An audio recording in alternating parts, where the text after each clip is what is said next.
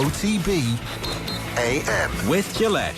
Get into your flow with the new Gillette Labs Razor with exfoliating bar.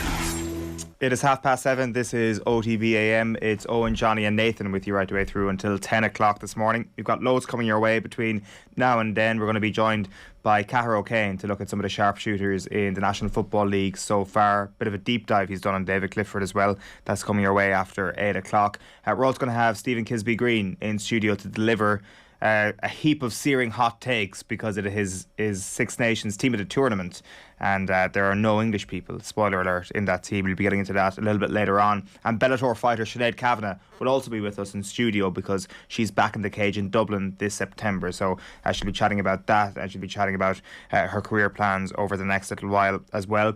Nathan Murphy, good morning to you. Morning, lads. Johnny, how are you? Good morning. You have just devoured toast in the quickest time I've ever seen a human being eat. Haven't finished it yet, yeah. It's hidden under the table. Sound to be munching toast would have been your kind of start of OTB AM, but yeah, it's well toasted bread for everyone at home who obviously good can't bread. see it. Yeah, it's good bread. Yeah. Are you? You're not like Jim Nance, are you? Have you heard the story of Jim Nance? Do you know who Jim Nance is, Johnny? I think I'm about to. So Jim Nance, the famed American football and golf commentator who commentates on the golf every year. Jim Nance goes around when he's having breakfast with his wife. His wife revealed this. He asks for toast, but he wants burnt toast. But the problem when you ask for burnt toast is it's obviously a fear among waitresses and cooks of burning your toast too much, because then they're going to have to bring it back, get your new toast and burn it slightly again. So he has a picture of exactly the colour he wants his toast to get to, of exactly how burnt he wants his toast to be. And when he's in a diner in America, when he's out for breakfast, he just shows them this. He says, burn my toast, and this is how black I want my burnt toast to be. So there can be no confusion. That's just weird. It's a little bit bizarre, yeah. Particularly considering the man is earning, 15 million quid a year in his job. But these are the things, I suppose you're a perfectionist when you get to that level. And if you've got that much money and you want your toast burnt, you want a toast burnt right. So why just settle for second best? I do think the idea of breakfast is like the most important meal in the day, and having to eat like when you get up is absolute nonsense. Like, I think you should fast for a couple of hours and so. But you definitely strike me, Johnny, as one of these weirdos who gets up and, could get to lunchtime and not eat at all. Yeah. Now, I say this considering, I am taking up twice the space on the screen that you are. But our old producer, JP, was of a similar vintage. In fact, I met him last Wednesday at 6:30 and he said, I still haven't eaten today. At 6:30? Wow. 6:30. Which wasn't that unusual. No, I'm just not hungry. I didn't get around to it. I wouldn't be like that now. So what time? Would you skip breakfast? Or do you just delay breakfast? I delay it, but I could have had 3 cups of coffee by that time, so that's the on problem. an empty stomach. Be wired. Nah. I think I'm kind of immune to coffee at this stage. It isn't a good thing either. But no, I don't think... I'm gotten to the stage now where I'm just not hungry for about 2 hours every day. Whereas when I was a kid, it was I'd be ravenous in the morning. But there is a theory that breakfast is totally overrated as well, which I think might have some merit to it. You should eat in general, Yeah, it's got 6:30 is probably unhealthy. I'm not a scientist, but He's that doesn't sound good. He's probably not going to be best impressed that I've revealed this to the nation right now. There might be a greater issue there that I've now exposed, and people will be in touch with him about. It was interesting during lockdown though. You found your habits and if you work from home a lot, your food habits can really go a bit awry because you're just you've access to food all the time, and you just start. I think a lot of people just probably put on weight because they were just eating too much out of tedium or whatever. I think that's an issue for people working from home. That one of the many issues. Yeah.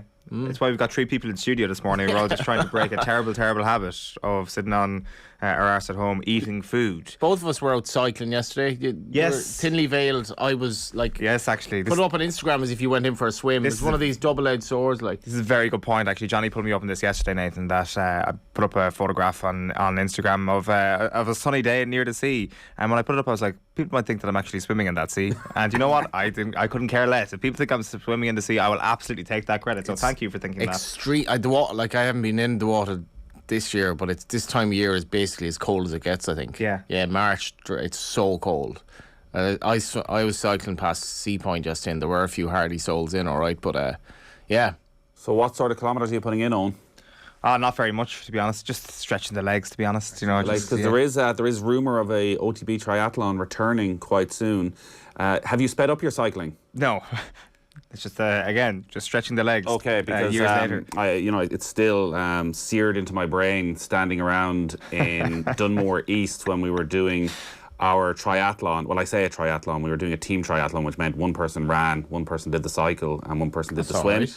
And I was last on our team, which was made up of myself, Adrian Barry, and Eoin Sheahan. No, we actually had Joe. We had Joe. Actually, Sorry, to make it even worse, we had Joe doing the swim, Eoin doing the cycle, and I was doing the run. So we've sort of worked out that if Eoin gave me a 3-minute lead, I was racing against Phil Egan, which is not where you want to be. But if Eoin gave me a 3-minute lead, that I would probably be okay to get there ahead of Phil. And Joe was slightly ahead of Adrian. So I presumed, being 20 years younger, I'd imagine, than Ger, that Eoin would at least give me a 3-minute lead. But as Ger swanned in 40 minutes later after the cycle, and I was stood there for another 10 minutes wondering, had Eoin crashed? Should we send out the search and rescue party? No, it turned out that Eoin is just the slowest cycler in the world. Yeah. Cycler. Cyclist. Cycler. Yeah. I Cycler really is a am. good word. I'm really in no hurry going anywhere, you know. That doesn't surprise. Now, in hindsight, that doesn't surprise me. I got to the finish and I was like, wow, everybody's really competitive here. As people were like speeding past me, there was one lad who actually slowed down for a chat and it looked like he was cycling quite slowly, and then he just sped on away from me, and I was like, oh, that's the pace I'm going at. But no, I don't think I've got much faster, to be honest with you, Nathan. But as I say, good to stretch the legs.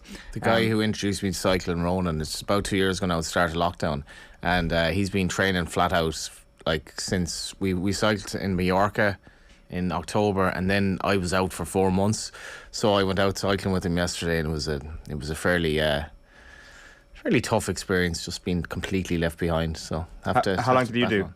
How long? Which? How much of a distance did you cycle yesterday? 50k. 50k, yeah. Okay. Like, yeah. So just up mountains, he was just leaving me absolutely for dead. And it's a lonely cycle when you're just like slower than everyone else. Yeah, well, I just go cycling on my own. I don't even have any friends to cycle with, so that's even more lonely. Sometimes people come up and say hello to you, though. Yeah. Well, yes, in a race where I'm being left for dead by everybody. that was a nice, very not lonely experience whatsoever, being in an actual triathlon. That was great. But through 8 minutes of the show there. He certainly did. It is 7:38, as Johnny has just mentioned there. This is OTB AM. It's brought to you live each morning by Gillette Labs for an effortless finish to your day. We're going to be chatting football momentarily, don't worry. As you can see on screen, this is the coming up. Irish football coming your way at 7:40. Cahair O'Kane coming your way at 8:10. Six Nations team of the tournament at 8:30. John Duggan's golf tips, virtual insanity are back from 8:45. The sports pages before 9 o'clock as well, and then Sinead Kavanagh from 9:10. If you missed Arseblog on last night's show, you can catch that back at 9:30 this morning on OTB AM. Just going to give you a chance to win our competition before we get stuck into the football.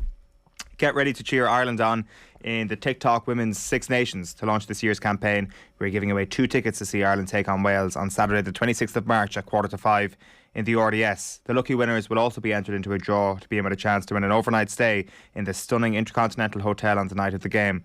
To enter this competition, tell us what you think the score will be this weekend between Ireland and Wales. Wherever you're watching this morning's OTB AM, you can leave your answer in the comments on Twitter, Facebook or on YouTube. International Women's Rugby is at the RDS and there's nothing like it. Be part of the action. Get your tickets at ticketmaster.ie. Right, we wanted to get stuck into a couple of football talking points. Of course, you know, in an alternate universe, Ireland will be playing, against Turkey tomorrow night, or against some team anyway. Don't do it to yourself. Yeah, don't do it to yourself. Don't think about it. Listen, the world #1 team are coming to town. We couldn't be more excited. Exactly, the world #1 team with all their caps are in Dublin this weekend. They're not actually. It's the opposite. They've left all their caps at home. Yeah. It's on a scale of 1 to 10, how excited are you for the return of Republic of Ireland football again? Because it feels there's been a buzz even around friendlies up until this point for the last couple of years. There is, but I don't know if you go through a similar sensation when it comes to Irish football, where the games tend to creep up on you because it's this relentlessness of the Premier League. And even when it comes to qualifiers, I wouldn't say I don't get massively excited, but until the day of the game, you're listening to the press conferences. There's not a huge amount interesting in them quite often, but it's the fallout. Like, there's every possibility next Monday, even though it's a friendly against Belgium, like Belgium will turn up and will expect to win this game, that we're wondering how we can't beat a second-string Belgium team. Looking at the Irish football of the last 20 years, why we haven't been producing players like Belgium, how can we follow the Belgian model, and we'll do this massive deep dive over the next week, and then we'll sort of return to normality again of the Premier League. And that's the cycle of international football. So, yeah, I'm looking forward to it. It's just such a shame that we're a year away from the start of the European Championship qualifiers. I here I'm the number one advocate of the Nations League, and that the games are important, but we don't know what is going to come in June, whether we'll have any games, whether we'll have 4 games in the space of 10 days or 2 weeks. It's totally up in the air right now. So these games, they're good to keep momentum. There's obviously huge interest. Like, they're talking about 48,000 tickets sold for a friendly. Like, that is absolutely insane. There's barely any other country in world football who's selling 48,000 tickets for a friendly when you haven't qualified for a major tournament and you're not in the build-up to something. So there clearly is a buzz. There's no doubt that there's something going on around Irish football, that people are buying into this, and exciting to see this team. And even the fact that Belgium aren't bringing De Bruyne and Lukaku and Hazard, they still want to go and they want to get behind this Irish side. Maybe it's COVID, maybe it's getting back out, but I think that'll create something. Like, you can't not feel like it's an important game on Saturday if there's a sellout crowd. Well, they should advertise it around Hazard and just not reveal the first name of the Hazard that's going to be in town, and just say, come watch Hazard. Well, it reminds me of when I was asked to voice the advertising campaign for the Carling Nations Cup, and basically I had to start with the name of a player. So it was Bale, Keane, I'm trying to think who else played, Evans. And it turned out none of these players were being selected when it came down to it for the Carling Nations Cup. What we're going to do this morning is we're going to try and get into the head of Stephen Kenny, and no better man to do that than Nathan Murphy, who sits through every press conference. And love that man. So you're going to give us a full preview of what his first choice 11 is going to be. So how are we picking this team this morning? So I think this will be the team that starts against Belgium on Saturday, and I think it'll be very close to the team that starts whatever the first Nations League game is come June. And I would expect that what he'll do this week is go out all guns blazing against Belgium, because they are the world number one. You beat them, like, there's huge world ranking points. And then Lithuania is the match where he'll do a little bit of experimenting. So I think Saturday, Gavin Bazunu will be in goal. I think Gavin Bazunu will stay in goal until something changes dramatically at club level, and that could happen quite quickly. 20 years' time, he'll be still starting for I don't go along with that this is a done deal. Like, Mark Travers was up in front of the media, and were every possibility come March, this time next year, that he has a full season of Premier League behind him. And where are Caoimhín Kelleher, where are Gavin Bazunu? Like, it's totally out of our hands, it's totally out of Stephen Kenny's hands. But until something happens and Bazunu isn't playing first team football and one of the others is at a high level all the time, I think Bazunu will stay in goal, and deservedly so. Like, he's been absolutely outstanding and is so integral to the way Ireland want to play. So I think that's set in stone. Our defence is interesting.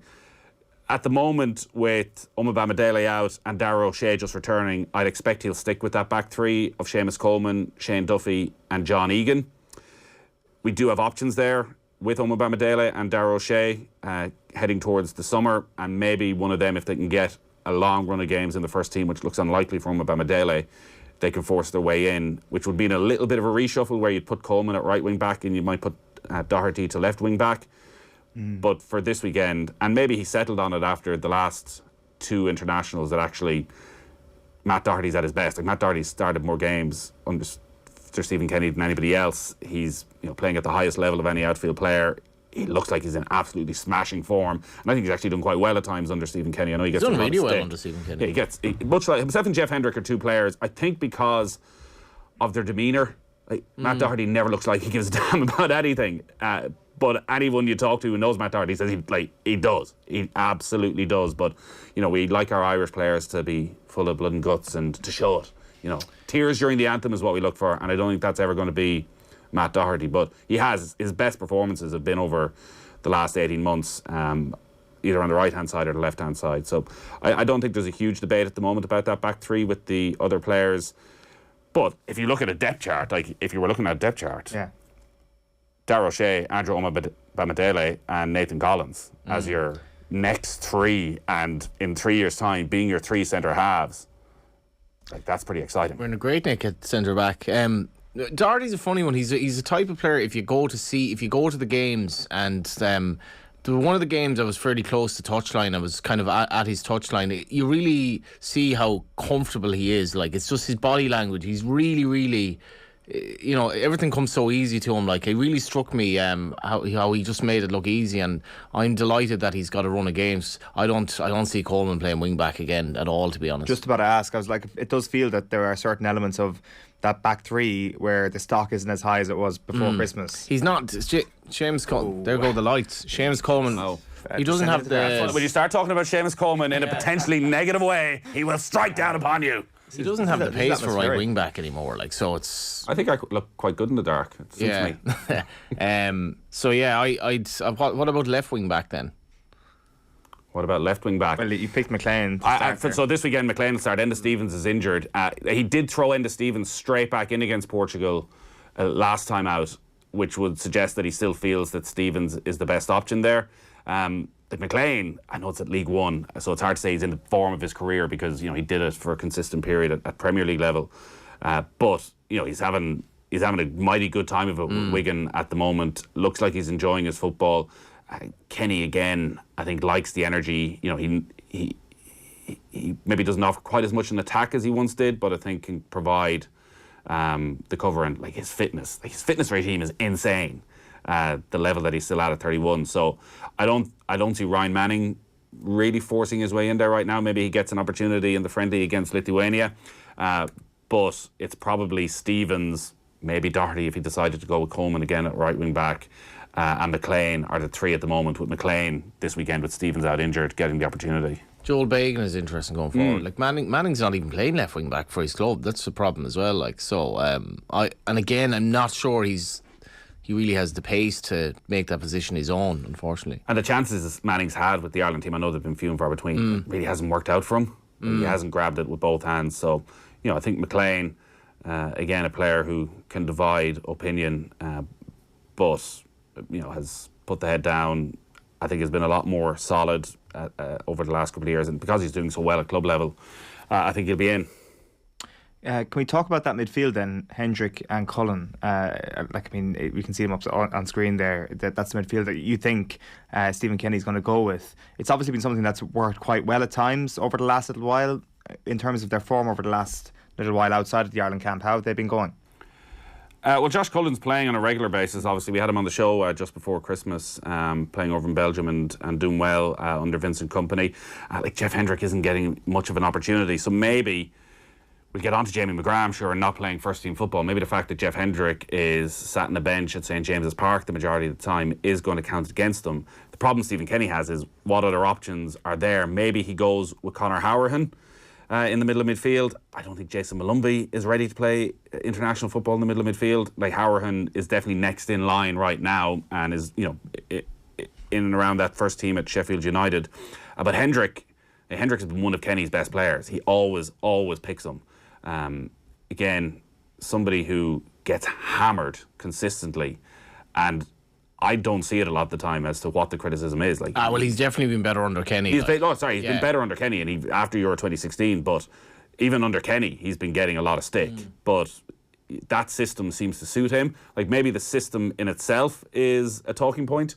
Now that Anthony Barry is gone, it does seem Anthony Barry was a very influential voice in that move to a 3-4-3. I'm not sure John Eustace will have the same impact. Stephen Kenny was in his press conference yesterday, was asked about the appointment. He was also asked, I don't know if you saw the quotes of he had basically hammered English coaches a couple of years ago. At first denied that he had said this, then sort of tried to move on quite swiftly. But his comments about changing to three at the back after the England game, I thought were interesting. In that when he had that recent press conference where it was more so. Well, this wasn't really an Anthony Barry thing. This was something that I decided after we were so poor against England. I think there might be a small bit of historic revisionism there. It's like, well, we're moving on from Anthony Barry here. Yeah. There is, and no manager in the world is going to sit there and say, yeah, my assistant coach is the genius here.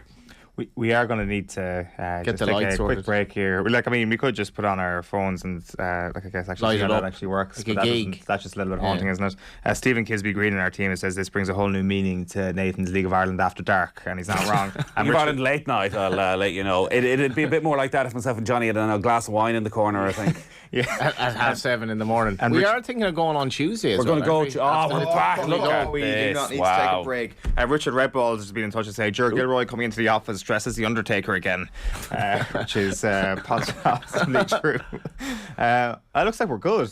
We're back. I think we are back. We're almost a bit bright now. We can keep. Yeah, we are going to be. League of Ireland Late Night is going to have a special international flavour next Tuesday night. We're going to be on after the Lithuania game. So what are you going to call that then? Republic of Ireland Late Night? Stephen Kenny Late Night. Kenny Late Night. Bring us on to the front three then, Nathan. Yeah, I think this is another area, much like the defence, where we have options, maybe not quite at the level I think we have options defensively. So the three I think he will go with this time on Saturday are Jason Knight, Chidozie Ogbene, behind Callum Robinson, no Adamida. The Jamie McGrath story, it sort of got passed over when the squad was announced. The fact that Jamie McGrath is not in the squad is pretty shocking. Jamie McGrath started both games against Portugal, started the last match against Serbia. He looked like a player who was, if he wasn't in that first choice 11, he was player number 12 and was always going to be making some sort of an impact. So I assumed when I saw the squad and he wasn't there that there'd be some sort of a niggly injury, and understanding he hadn't been playing any football at all at Wigan, but you felt that Stephen Kenny, while club football was important, he felt he had a player in Jamie McGrath who could really do a job for him and was very important to the system he wanted to play. But, Kenny has said this week that it's basically, he hasn't played any football.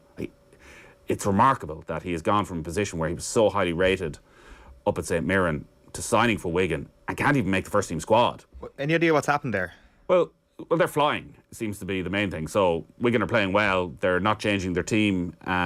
Whether there's something else going on that he can't even make the first team squad, I'm not quite sure about. But Kenny's viewpoint on it is that you've got to assume he's not going to make the first team squad between now and the end of the season. So can I go into the Nations League in June with a player who basically hasn't played in 6 months, and he feels with Jamie McGrath he can't? Now maybe there's a message been sent out to other players of choose your moves if you're going to go and take a that would role be very harsh where you're not going to play. But we had Jim Goodwin on not long before he left St Mirren and not long before Jamie McGrath left St Mirren, and he really wasn't happy with how it was all being dealt with and felt that Jamie McGrath was getting bad advice, that he should stay at the club for the next 6 months, take his move during the summer, but that he's playing the best football of his career.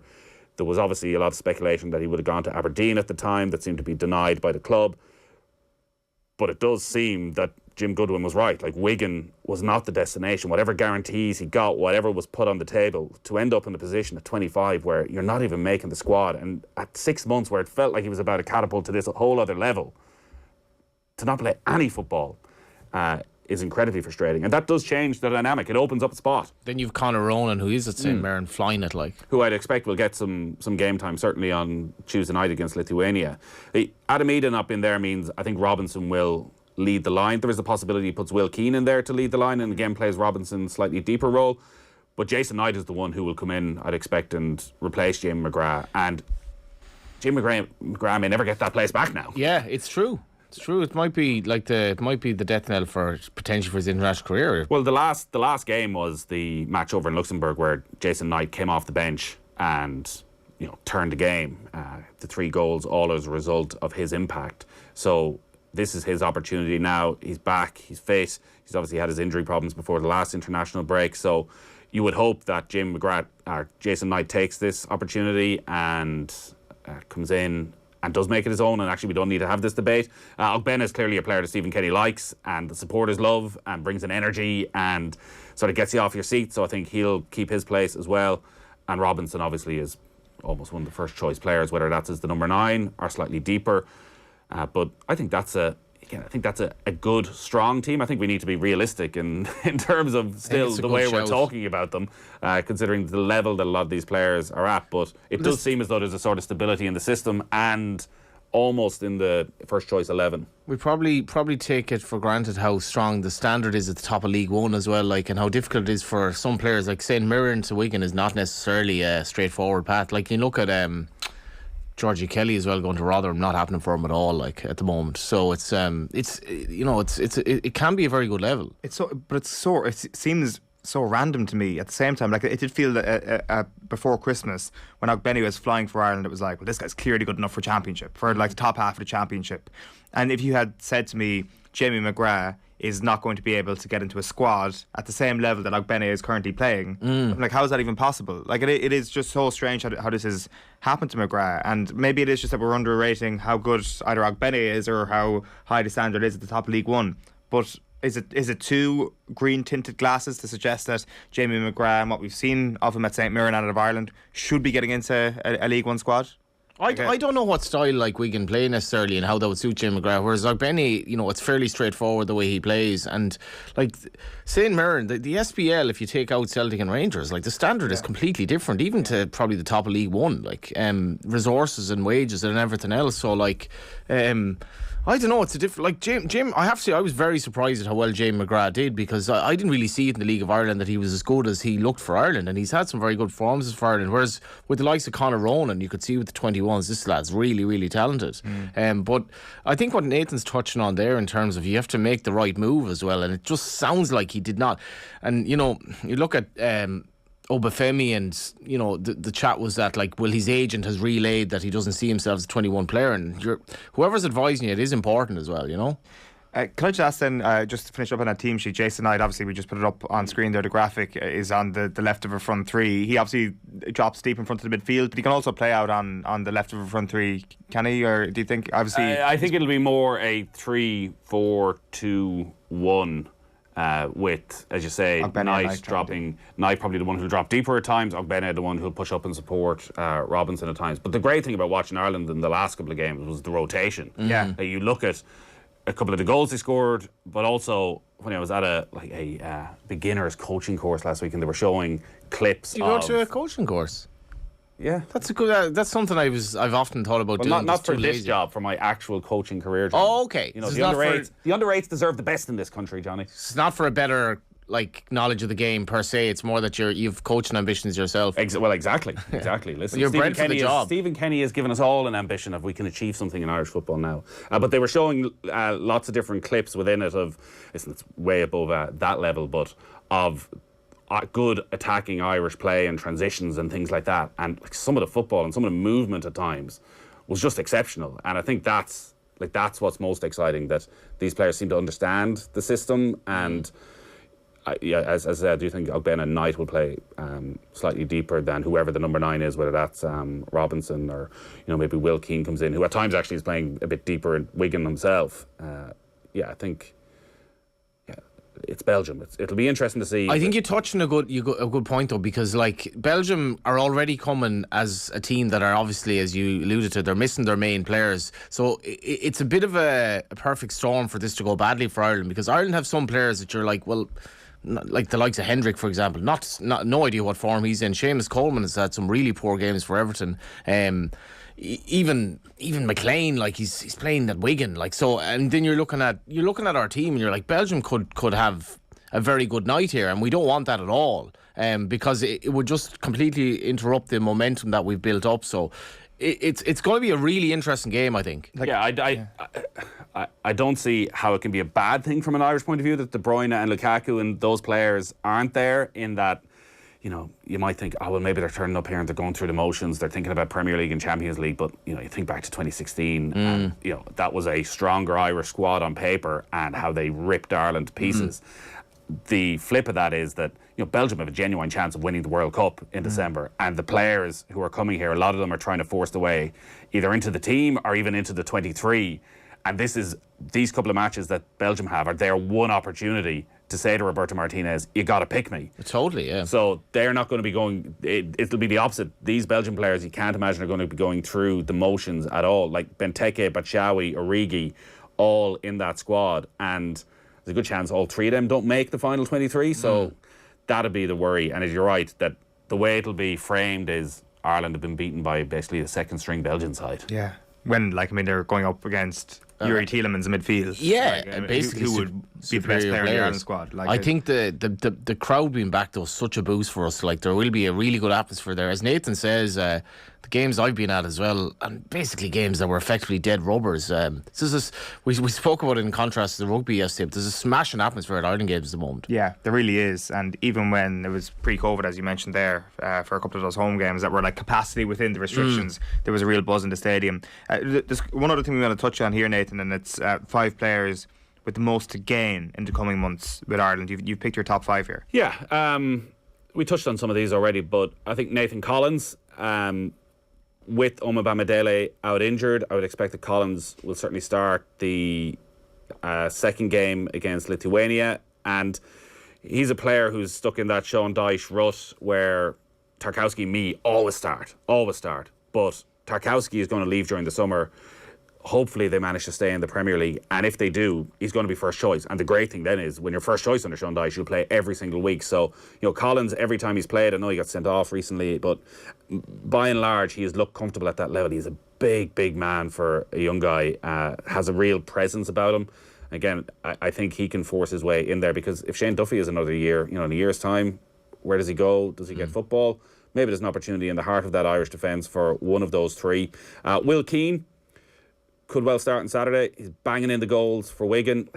And a striker isn't something we really have. Somebody who's in form. He's heading for 30, but we've had, if you look at the Dave McGoldrick example of someone coming in later in their career, making an impact. So I think, again, with McGrath being out, Adamida being out, he's probably still maybe a step ahead of a Troy Parrott, unless Kenny's thinking, I'm going to just give Parrott more game time. But for the here and now, I think Will Keane might get a good few opportunities over the next year or so. Alan Brown's an interesting one. Alan Brown started the first 2 games of the World Cup qualifying campaign, then had several COVID issues and had several injury issues and didn't really feature, but is always in the squad whenever he's fit. Could fit in to one of those roles just behind the striker.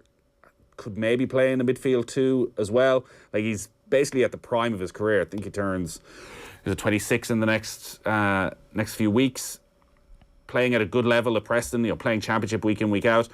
When I was thinking about Alan Brown, because I was comparing him to Jack Byrne recently. There's no League of Ireland players in this squad, and nobody's even mentioned it. Yet for decades we've hammered managers, yet somehow Stephen Kenny, the one man we thought would be all over it, hasn't selected any of them. It's not really true. Most of the League of Ireland bashing was very League of Ireland biased, because it's rare that we've said, he should definitely be in the squad. We're talking about Evans, Well, exactly, and I think actually most of those better League of Ireland players of the last couple of years have maybe gone abroad, and that's the way they'll have to go. And look, Jack Byrne's obviously not fully fit at the moment, so wasn't really in contention. But when we're talking about Jack Byrne getting in, Alan Brown is playing championship football every week and has done for 5-6 years at this stage.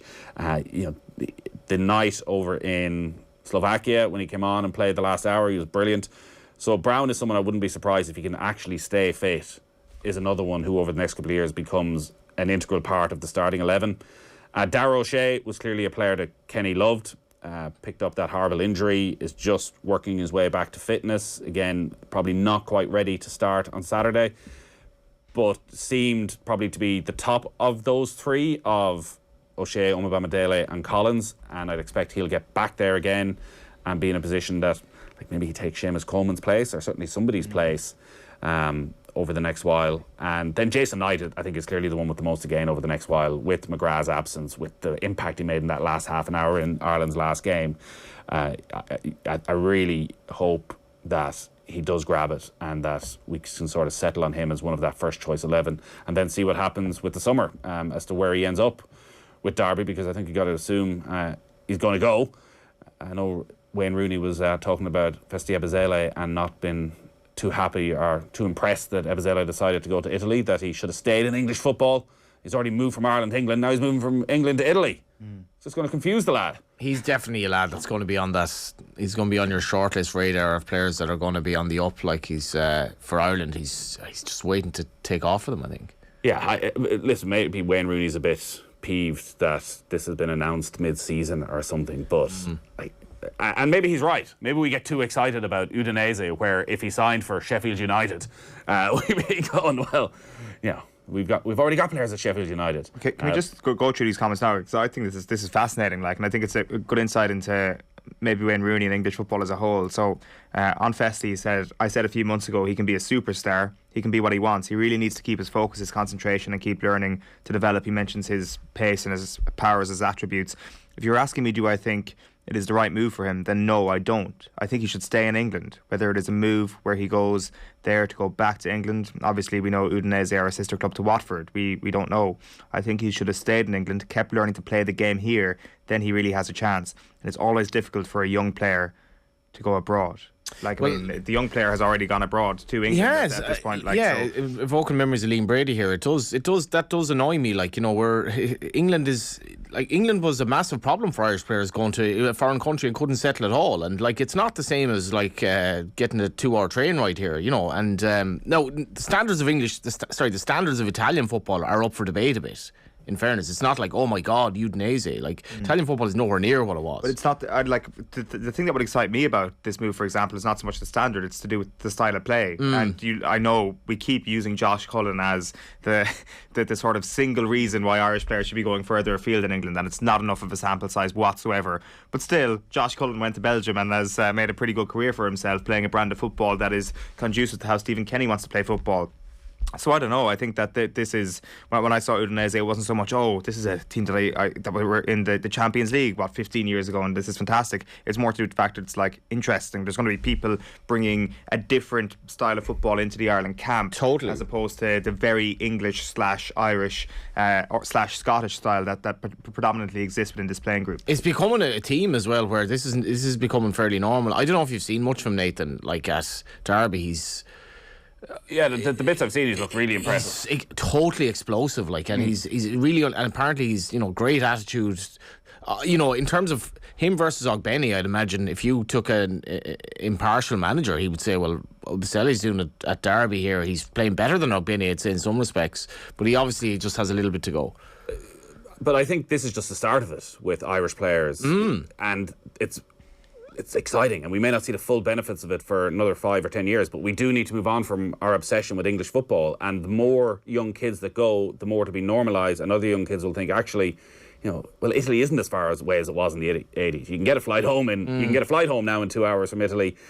You know, these are young, smart, educated kids who are probably far better positioned to learn the language, to settle in, and we want them playing European football. We want them playing Europa League football. Like, it is so noticeable. I've touched on this before, commentating on the Europa League, and every country around Europe being represented, with the exception of Irish players. And you go through, whether it's Slovenia or Estonia or Lithuania, any of those countries that we would see ourselves probably being a step above, their players feed into, whether it's the German league or the French league, and it doesn't need to be Paris Saint-Germain or Bayern Munich, but 4, 5, 6 teams from those countries end up playing in Europe, and they end up then getting that exposure to a different type of football in the Europa League and the Champions League, and our young players haven't had that for 20 years at this stage. So anything that brings more of those young guys to Italy, and Udinese is a good calibre. Like, it won't be a straightforward thing for them to even break into that team.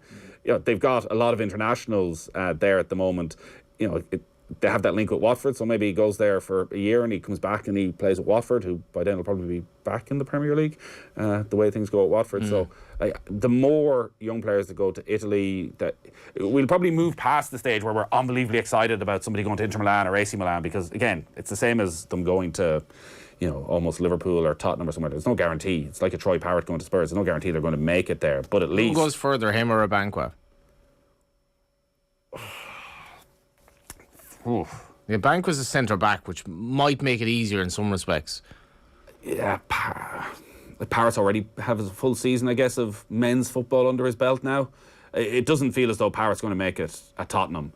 I meant like Ebosele or Abankwah, sorry. I think Ebosele at this stage, you know, again, he has that full year of first team football, but like, isn't it great that we're talking about several of these players, and Zeffy and Cahill Heffernan going over, Josh Cullen. Like, you'd love some of those Irish players actually in their mid-20s to think, do I want to sit in the bench in the Premier League or the Championship, or would I go off and play in Belgium and play Europa League football as a part of that? Like, that'd be a great position to get to. Probably will never get to that, but because of the money involved. The flip side of the comments as well from Wayne Rooney, and I know that he's been he's kind of entrenched himself as a legend of Derby County this season, but these guys are trying to carve out a career and looking at a club who have got fewer points than everybody else in the division, more games played than the teams that are battling for relegation. Derby County are going down, and when they go down, they're a club that's in a lot of trouble. If you're Festy and you're looking around, granted you've got a fantastic manager who looks like he's doing a brilliant job, I mean, you want to jump ship, like, and if you want to improve your career and you want to keep playing at that level. So I absolutely can. I'm not. While I fully respect Wayne Rooney, I think he's done a brilliant job as a manager so far. I don't know about these comments. Maybe recently. Wayne Rooney's right. He sees him in training every day. Maybe he looks at his style and thinks he is perfectly suited to a top championship team or a mid-ranking Premier League side. In fairness to them, maybe he as looks well. at his personality and says, you know what, I think this kid might struggle over in Italy when he's away from his mates. But you know, he's gone to England. He's been just fine. That doesn't seem to be the case either. But I don't know. It's like we're talking about this, the normalisation of kids going to like Italy now and stuff. How great is that? Yeah, no, it's true. It's true. I think the different sort of DNA of the Irish players coming up is attracting. Clubs as well, like the your Glory as well from Pats, and the Kevin Zeffy. I think his family may even have moved over to Italy. Like, so it's slightly different, and it's probably not as big of a deal as, like, I think for a lot of Irish players, this idea of going to a non-English speaking country was just like not even in their head. But I think this is normalising it a lot, and just hopefully now some of these moves work out, and we'll see everyone. Every Saturday we'll be talking about James Abankwah or Ebicelli, how well they're doing. We'll be back watching Italian football again. Yeah, for sure. Very quickly, Nathan, before we finish up, you were at the Troy Parrott press conference the other day. Any nuggets to bring us? A newfound maturity from Troy Parrott was the message that he clearly was trying to get out there. Said he had a little bit of an awakening over the last season, maybe even at a time when he had a dip in form at MK Dons, where he was starting to struggle to make the team there, that he realised you only get one shot at this. As Eminem said, you only get one shot, and Troy has realised that. So said that you kind of get several shots, though, don't you? I mean, that's the great thing about football. You know, you think you're gone, but then somebody else will pick you up. And you can start at the bottom and work yourself back up. But listen, he spoke. He's still a very young guy. He's only 20. We sort of expect a huge amount from Troy Parrott, and I guess he's had to learn a lot. Like down in League One, it's a tough old gig, week in, week out, twice a week. You got to perform. So yeah, he certainly spoke like a young man who realised that. 2.5 years ago, everyone thought he's on the verge of breaking into the Tottenham team. He's the next Harry Kane, and I'm sure he bought into that a little bit as well, that it's going to be a longer road. And said that he's acting differently on the pitch, acting differently off the pitch, making sure he's primed whenever he's on the pitch, that he's in the best possible shape and all that. So said all the right things. You just hope now he can kick on. He'll be going back to Spurs during the summer for pre-season. You expect another loan move unless Antonio Conte sees something he likes and maybe puts him up as one of the backups for Harry Kane or whoever the striker is there. But we saw what Tottenham did in January, the amount of money they spent there, and Conte wasn't happy with that. So you can expect they're going to spend a hell of a lot of money during the summer, and it's really hard to see Troy Parrott breaking in. The weird thing briefly is like Obafemi and perhaps Connolly, but certainly Obafemi should be in the squad on form. Like, so it's both of them should be in the squad on form. Our striker options on paper are not that bad. Like, they're not as bad as they actually look. But is it the right thing to do from Stephen Kenny when Obafemi? I don't think it is. Well, why? Oh, sorry, I agree with Stephen Kenny. I'm like, well, if you're not turning off the 21s, like... Yeah, and if he is carrying maybe he does have that injuries, injury and likewise with Aaron Connolly, like, there've been question marks about his attitude, both at club level, at international level. Like, get your head together, get yourself right, and show that you need to be there. And same with Michael Obafemi, and it'd be brilliant if in a year's time both of them have sorted out all of that and want to come in and want to be a part of the squad and accept that you're not always going to be first choice and work your way in. Because again, much like, as we say, Jamie McGrath suddenly dropping down, like, neither of these players can expect to come in now and just suddenly be first choice. Like, Adam Ida is ahead of them. Like, Will Keane is probably ahead of them. So, and looking at their true personalities and what we've seen and heard from them so far, are they going to be able to cope with that? I don't know. I see you as a coach now rather than a journalist, Nathan. You just changed the How mic. many badges have you got? Yeah. Show me your badges. Show me your badges, yeah. I can give you badges. It's a terrible shame. Terry's been in touch to say, I live in Belgium. Friends here expecting an easy 3 or 4-0 win. They expect the same Ireland as in 2016. I give them a nice knowing wink saying, we will surprise you. This is a different Ireland. And also, God, all we need is them to say they play a very British style of football. And also, James has been in touch to say, I remember the triathlon banter well from a few years ago. Eoin was a disgrace. Yes, I was, James, and I don't plan on changing that anytime soon. Quick tweet here from Phil. Today's OTB AM will be presented by 3 actors to protect the identity of the real presenters. The lights are back. Nathan Murphy is leaving us. Thank you, Nathan. Thank you, gentlemen. We are chatting GAA with Cahair O'Kane next. OTB AM. This is OTB Sports Radio. Have you subscribed to the OTB Football Podcast? Still feel as if Everton will have enough to get out of it. Like I said, more of a gut feeling when it comes to Everton. Yeah, it'll be fascinating. There'll be more twists and turns. between now and the end of the season. It's great we're still talking about a battle for the title, a battle for fourth place, and of course those 5 teams, it looks like now battling for those 2 remaining places which will keep them in the Premier League. Subscribe now to the OTB Football Podcast stream wherever you get your podcasts and download the OTB Sports app. FBD Insurance knows this sound spells trouble for van drivers. But if you're an existing FBD customer, you'll get 15% off a new van insurance policy. It's how we're keeping you and your van on the road. Visit fbd.ie or contact your local branch. FBD Insurance. Support. It's what we do. Terms and conditions apply. 15% discount available on new commercial motor policies only when an existing FBD farm, business, car or home policy is in place. FBD Insurance Group Limited, trading as FBD Insurance, is regulated by the Central Bank of Ireland. Commercial motor insurance is underwritten by FBD Insurance plc. OTB AM. With Gillette. Get into your flow with the new Gillette Labs Razor with exfoliating bar. You're welcome back. It is 8:15. We are turning your attention to Gaelic games because there's a couple of interesting things we want to get stuck into when it comes to the GPA situation at the moment. We want to chat through the picture in Ulster, but we want to start with some of the big scorers, some of the big sharpshooters in this year's National League. Delighted to welcome Cahair O'Kane of the Irish News to the show. Cahair, good morning to you. Morning, Eoin. How are you? Yeah, very well. So you've written a really good piece about David Clifford, but I actually want to start with somebody else here. In The Independent today, Conor McKeown has kind of collated the race for the Golden Boot in the Allianz League, and the long story short is that the race is over. Sam Mulroy is top of the standings here. His percentage is absolutely ridiculous, 59% of loud scoring total in the league so far. He's top. Keith Byrne of Leitrim is in second, and Sean Quigley of Fermanagh in third. So Sam Mulroy's got 344 so far. Byrne has got 142 and Sean Quigley has got 429. Is it just me, or are we starting to appreciate these non-Division 1 performances a little bit more, that we're slowly edging ourselves towards a world in which statistics are more appreciated in Gaelic games, and we're starting to see these stand-up performers just that tad more? Possibly are, yeah. It certainly does the like of Sam Mulroy no harm.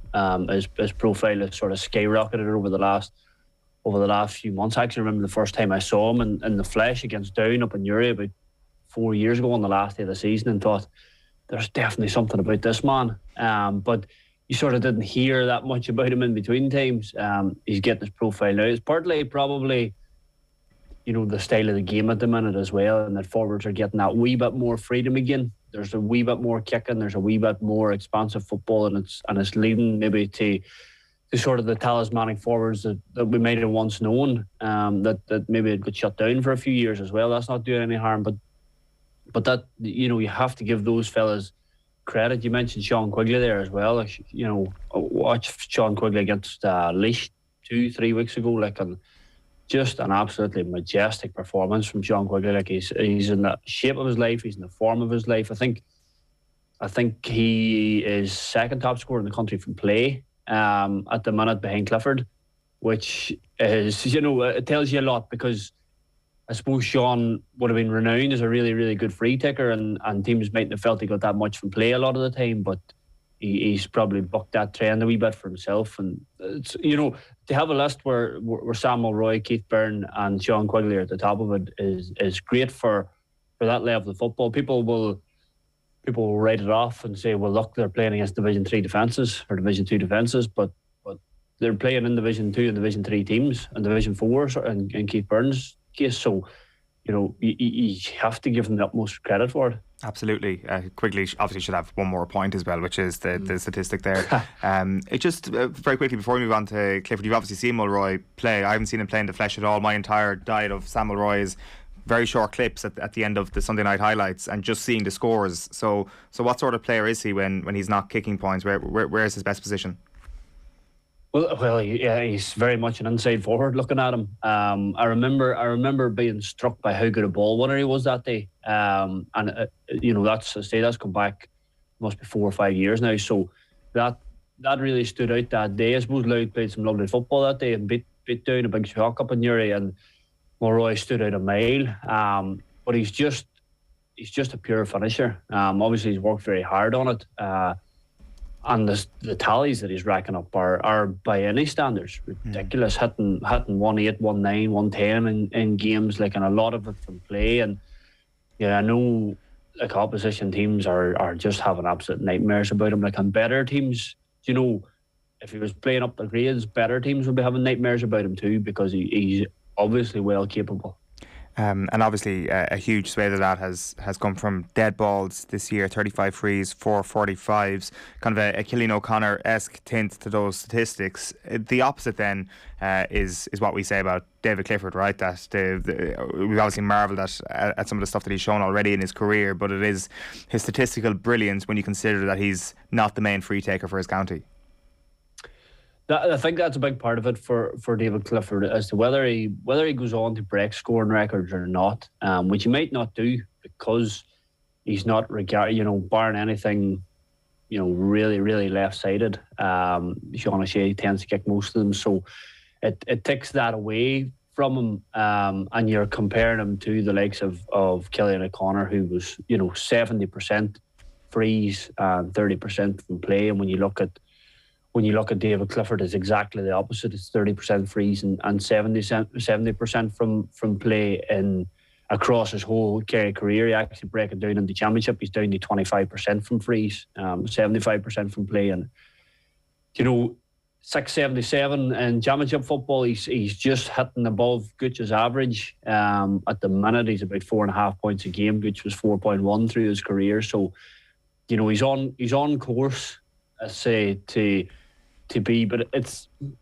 not just about numbers. I think that's the great thing about Clifford. It's the great saying of it's not what you said, it's how you made somebody feel, and sometimes it's not what David Clifford scores, it's what he makes you feel when he plays football. And he's just, I suppose it's the fact that his demeanour on the pitch, and he plays with a smile, and I suppose it highlighted even the couple of maybe rubbish goals that he has scored in the league this year, fluke goals, and he's still quite happy to celebrate them and a big smile on his face. And it doesn't necessarily need to be pointing at Paul Geaney and who to mark on the kick out.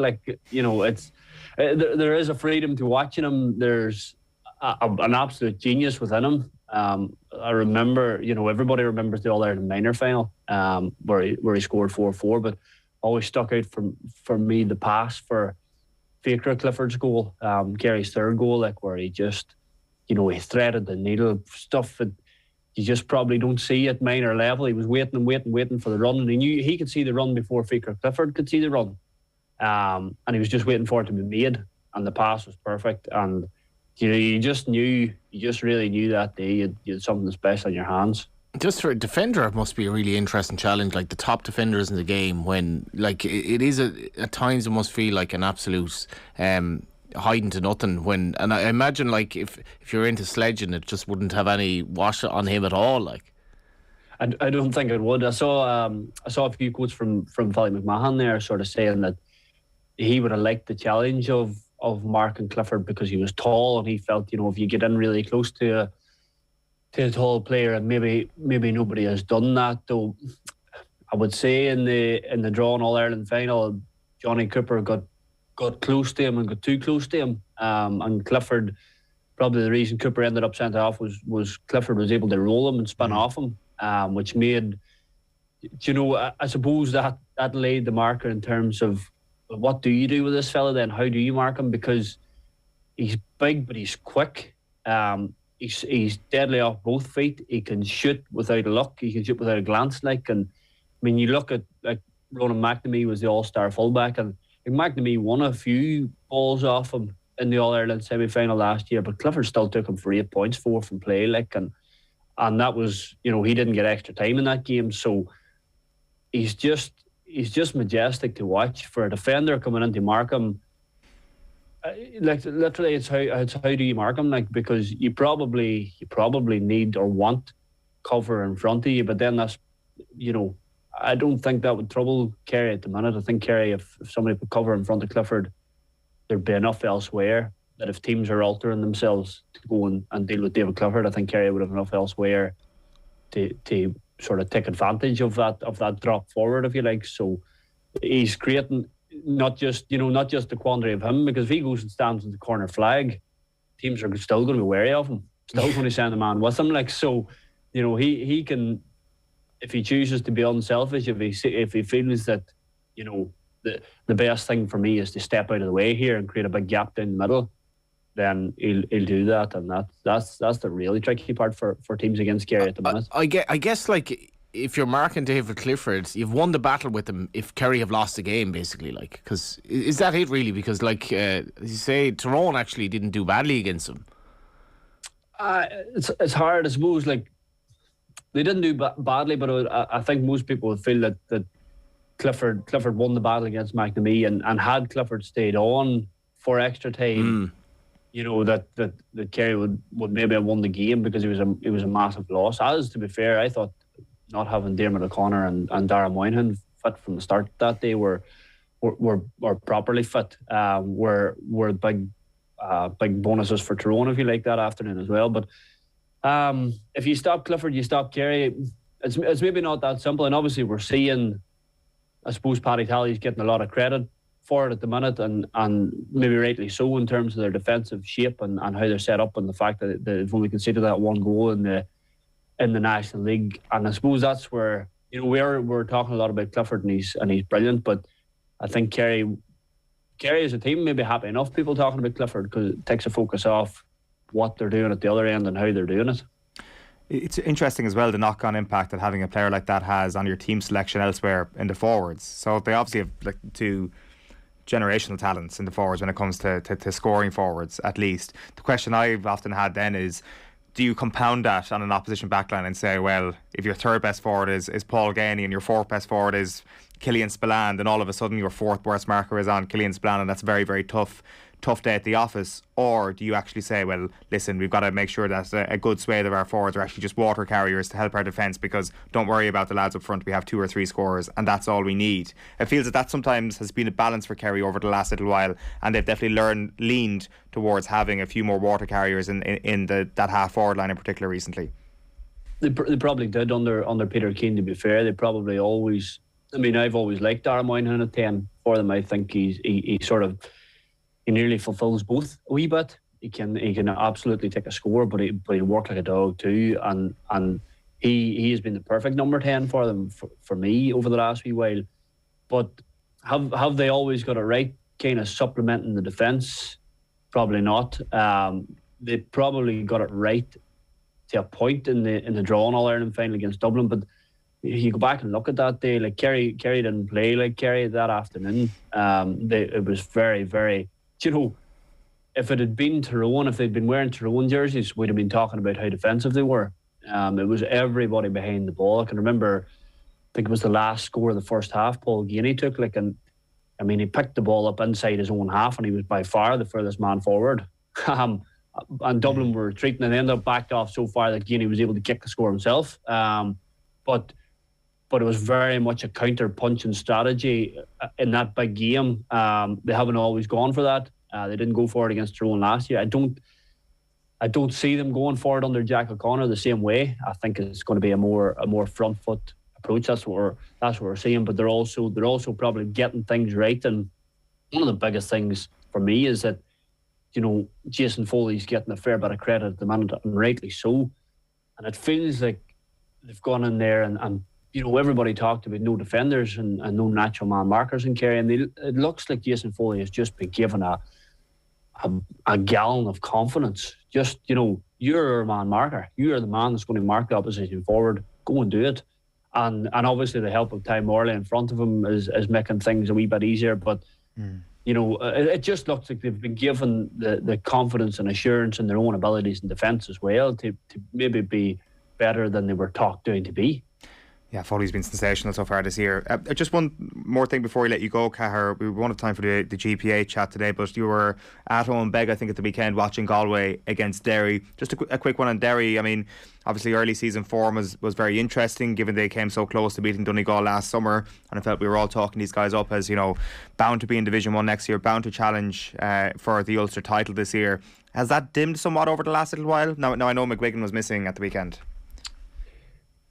I would say Sunday probably dimmed it a bit all right, in that, you know, Galway were brilliant. You know, Galway were brilliant on Sunday. Their first half was absolutely out of the top drawer, and that has to be taken into reckoning. It's probably the first time under Gallagher in the league that Derry have faced a real proper Division 1 team. and going in full tilt. And that was, I suppose, that was the big challenge that they failed. As Rory Gallagher said himself, after the game, we failed it badly. But the Shane McGuigan absence, in terms of maybe not getting into Division 1, it's fairly significant. I don't think the way the game went against Galway, I don't think his presence would have had any meaningful impact on the scoreline. Derry were flat. Maybe there was a wee bit in their heads that they mightn't be able to beat this Galway team without him. But I still don't think the big impact was in the Roscommon game itself, and the fact that he was sent off and wasn't there then to take what would have been the match-winning free, which would have left promotion in their hands this weekend as opposed to being in Roscommon's hands. Now, if it looks like, from chatting to Pádraig Joyce after the game, certainly the vibe that I got from him was, look, we have a few injuries. We have Paul Conroy suspended, Shane Walsh carrying a back injury, Damien Comer's done the hamstring. We'll do what suits us, kind of thing, and rightly so. Nobody could blame them, because with the National League final now fired in, they would have been running 6 weeks straight, so and then into championship. So I would expect Galway to rest players this weekend. That puts it in Roscommon's hands big time, and suppose then it doesn't matter what they're doing, Navan, if Roscommon win against Galway. So they're not a million miles away, but around team 9, 10, 11 in the country is probably where they're at the minute. Yeah, it certainly seems that way. Cahair, good stuff. Thanks a million for joining us this morning. Thanks, lads. Cheers. Cahair O'Kane there on the line. You can check out his work in the Irish News. That piece on David Clifford is where you will get that. Right, get ready to cheer Ireland on in the TikTok Women's Six Nations. To launch this year's campaign, we are giving away 2 tickets to see Ireland take on Wales this Saturday at 4:45 at the RDS. They're playing Wales. The lucky winners will also be entered into a draw to be in with a chance to win an overnight stay in the stunning Intercontinental Hotel on the night of the game to enter this competition. Tell us what you think the score will be this weekend between Ireland and Wales. Wherever you're watching this morning's OTB AM, just comment on Twitter or Facebook or YouTube. International Women's Rugby is at the RDS, and there's nothing like it. Be part of the action. You can get your tickets at ticketmaster.ie right at 8:31 on this Wednesday morning. Delighted to welcome Stephen Kisbey-Green to studio. Stephen, how are you getting on? Well, nice. Good, thanks, off. So after the first couple of weeks of this year's campaign, we did our Six Nations team of the tournament. We're revisiting it now. What is it? 3 weeks later. Just remind us first of all of the criteria on which you're picking this 15. You're on mute there, I think. If you just give that a little click the other way. Is he back? Am I back? Am I on? He's not back. We'll give Stephen a second there to try and sort that.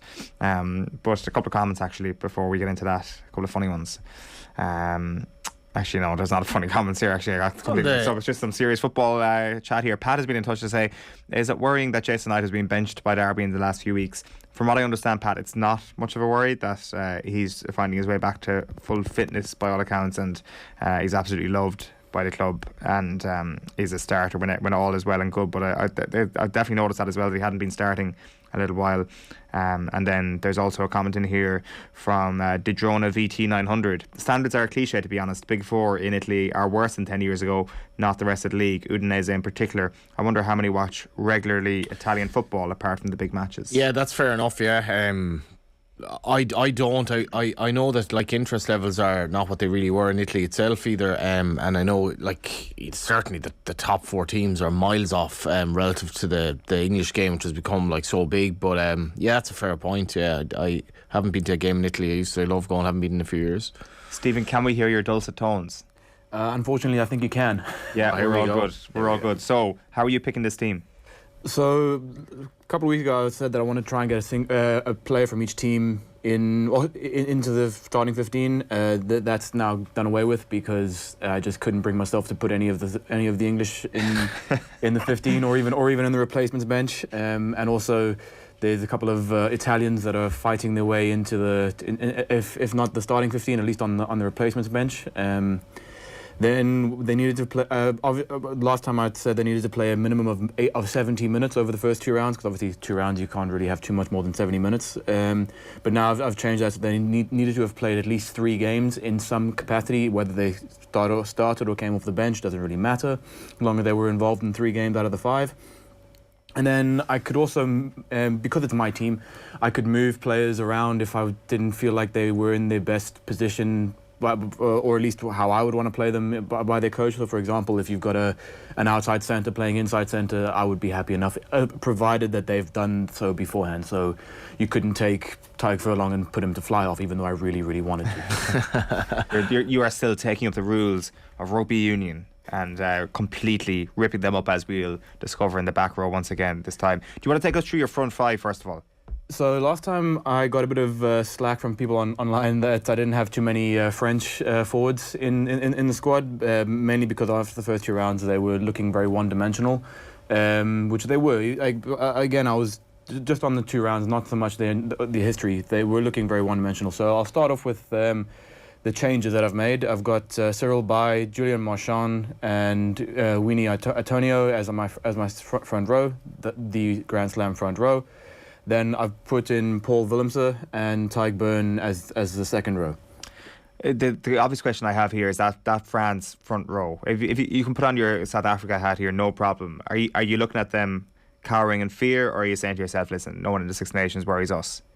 Well, as a South African, it's difficult to be overly concerned about any front rows coming up against South African front rows, because we have the 2 best front rows in the world in our starting front row and our bench front row. However, this French side is terrifying purely because they have a combination of exciting backline and that front row, and that front row does worry me a little bit as a neutral.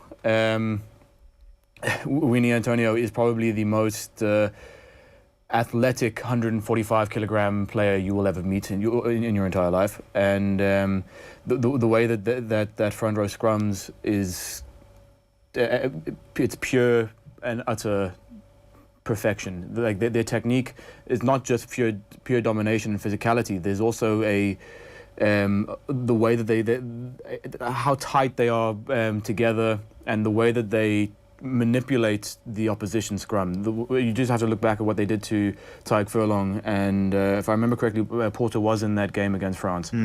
That was the start of why Tadhg Furlong is not in my starting front row anymore, because you can look at England and whether or not Ellis Genge was scrumming illegally. We've spoken about that on the show before. The cracks in Furlong's scrummaging game were seen 2 weeks earlier against France. That's true. I think that the whole kind of talk about the refereeing only came up after the England game, whereas after France it was like they're quite a bit better than us, aren't they? So that's fair enough. Just one quick sidebar on this, and I know we're going to get to the backs in a sec. So you're saying that South Africa have the 2 best front rows in the world. How many South African backs would get into the French backline? Oof. I would probably argue 3. Okay. With Cheslin Colby, Lucanio and actually maybe just the 2 of them. Just the 2 of them. Mapimpi would be would be difficult. It would be difficult to throw in Mapimpi in place of Villiers or Pinot, but he would be fighting his way in. But that French backline is terrifying. Yeah, I presume it's going to be a matchup that we will see at the World Cup next year. It's going to be really, really interesting. The back row then, this is, if you didn't see Stephen's first team, he picks 2 sevens. That's the way we roll in this team. Yeah, I'm technically I've got 4 in my back row, because I couldn't split Hamish Watson and Rory Dodge. They're basically the same person, and they actually, I've got a bit of a Scottish bias apparently by the looks of things.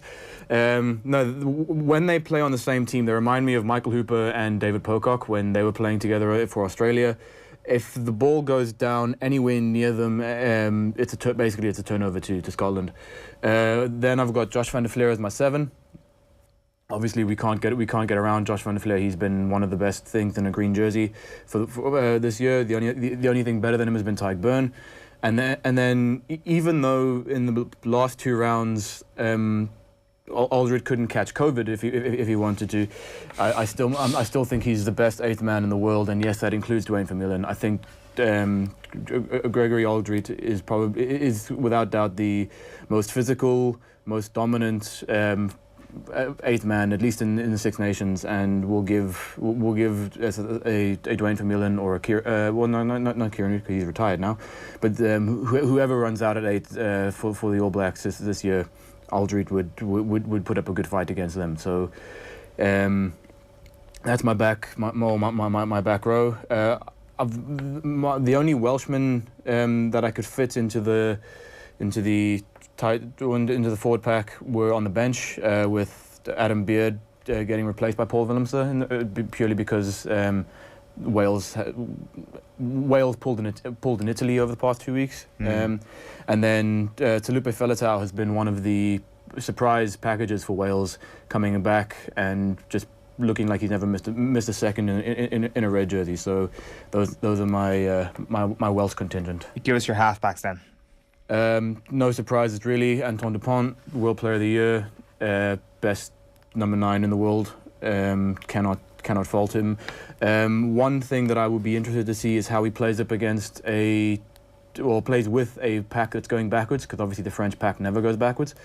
We've seen it every now and then in the top 14 where he hasn't been the most.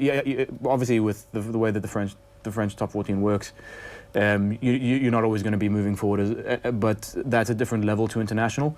So it'd be interesting to see how he goes against say the New Zealand or South Africa, where they can put the pack backwards. And then Romain Ntamack, of course, been the form fly-half in Six Nations this year. He's played the most rugby, and he's also just been phenomenal. I know I've said that we're not looking at any form before the Six Nations, but anyone that can receive a ball in your own dead ball line against New Zealand and have not only the cojones to run it out of your own dead ball line, but successfully do it and make 60 metres, deserves to be in any starting lineup. That's for sure. So, no Sexton or Smith here. Not that anybody expected them to be here ahead of. Sorry, I should say that Bigger and Garbisi are your replacements. Sorry, so I mean no Sexton or Smith on the bench ahead of those guys. So, give us your thought process there. Well, so as I mentioned earlier, that Italy. If I was picking this team this time next year, Paolo Garbisi would be one of the 3 potential Italians that would be starting. He's been phenomenal, and he was a large part of the reason why Italy actually got their first win in 7 years against Wales. And then apart from that Italian performance, the performance against Italy, Dan Bigger has been brilliant at controlling the game, and his tactical kicking has been second to none. And the only person better than him under the high ball is Hugo Keenan. Marcus Smith has been he's had a good Six Nations, and the number of player of the matches that he's won would suggest that he should be in this team. However, I don't believe he deserved half of the player of the matches that he got. Not because he wasn't playing well in those matches, but I think he wasn't the best English person on the pitch in those matches. So, for example, Mario Itoje deserved at least one of them that Marcus Smith got. So again, like RBC, if I'm picking it next year, it'll be a fight between Smith and Garbisi. Smith isn't the complete package yet. He's still developing his role as leading that English backline. So it could be a little bit longer before we see him in a team of the tournament. And Johnny Sexton. I probably should not walk on the streets of Dublin after I say this today. I don't see Ireland winning a World Cup with Johnny Sexton at 10 anymore. He doesn't play enough rugby, and obviously we need to manage his minutes. We need because he's going to be 38 in the next World Cup. But when when he has played, he's played really well. It's typical Johnny Sexton, but it's difficult to see him playing consistently for the entire group stages, then on to the quarterfinals, and then into the semi-finals if Ireland finally break the semi-finals. How big a thing is that for Farrell, where it's like, well, we need to think of the future here. We need to make that move. Like, yes, and with the likes of a Joey Carby, if you can't back him to beat France, then you can't back him to get you to a quarterfinal. You need Sexton needs to start, but somebody needs to obviously take the jersey off Sexton, but Sexton also won't be the one holding on to the jersey, in my opinion, to get to get Ireland to a final.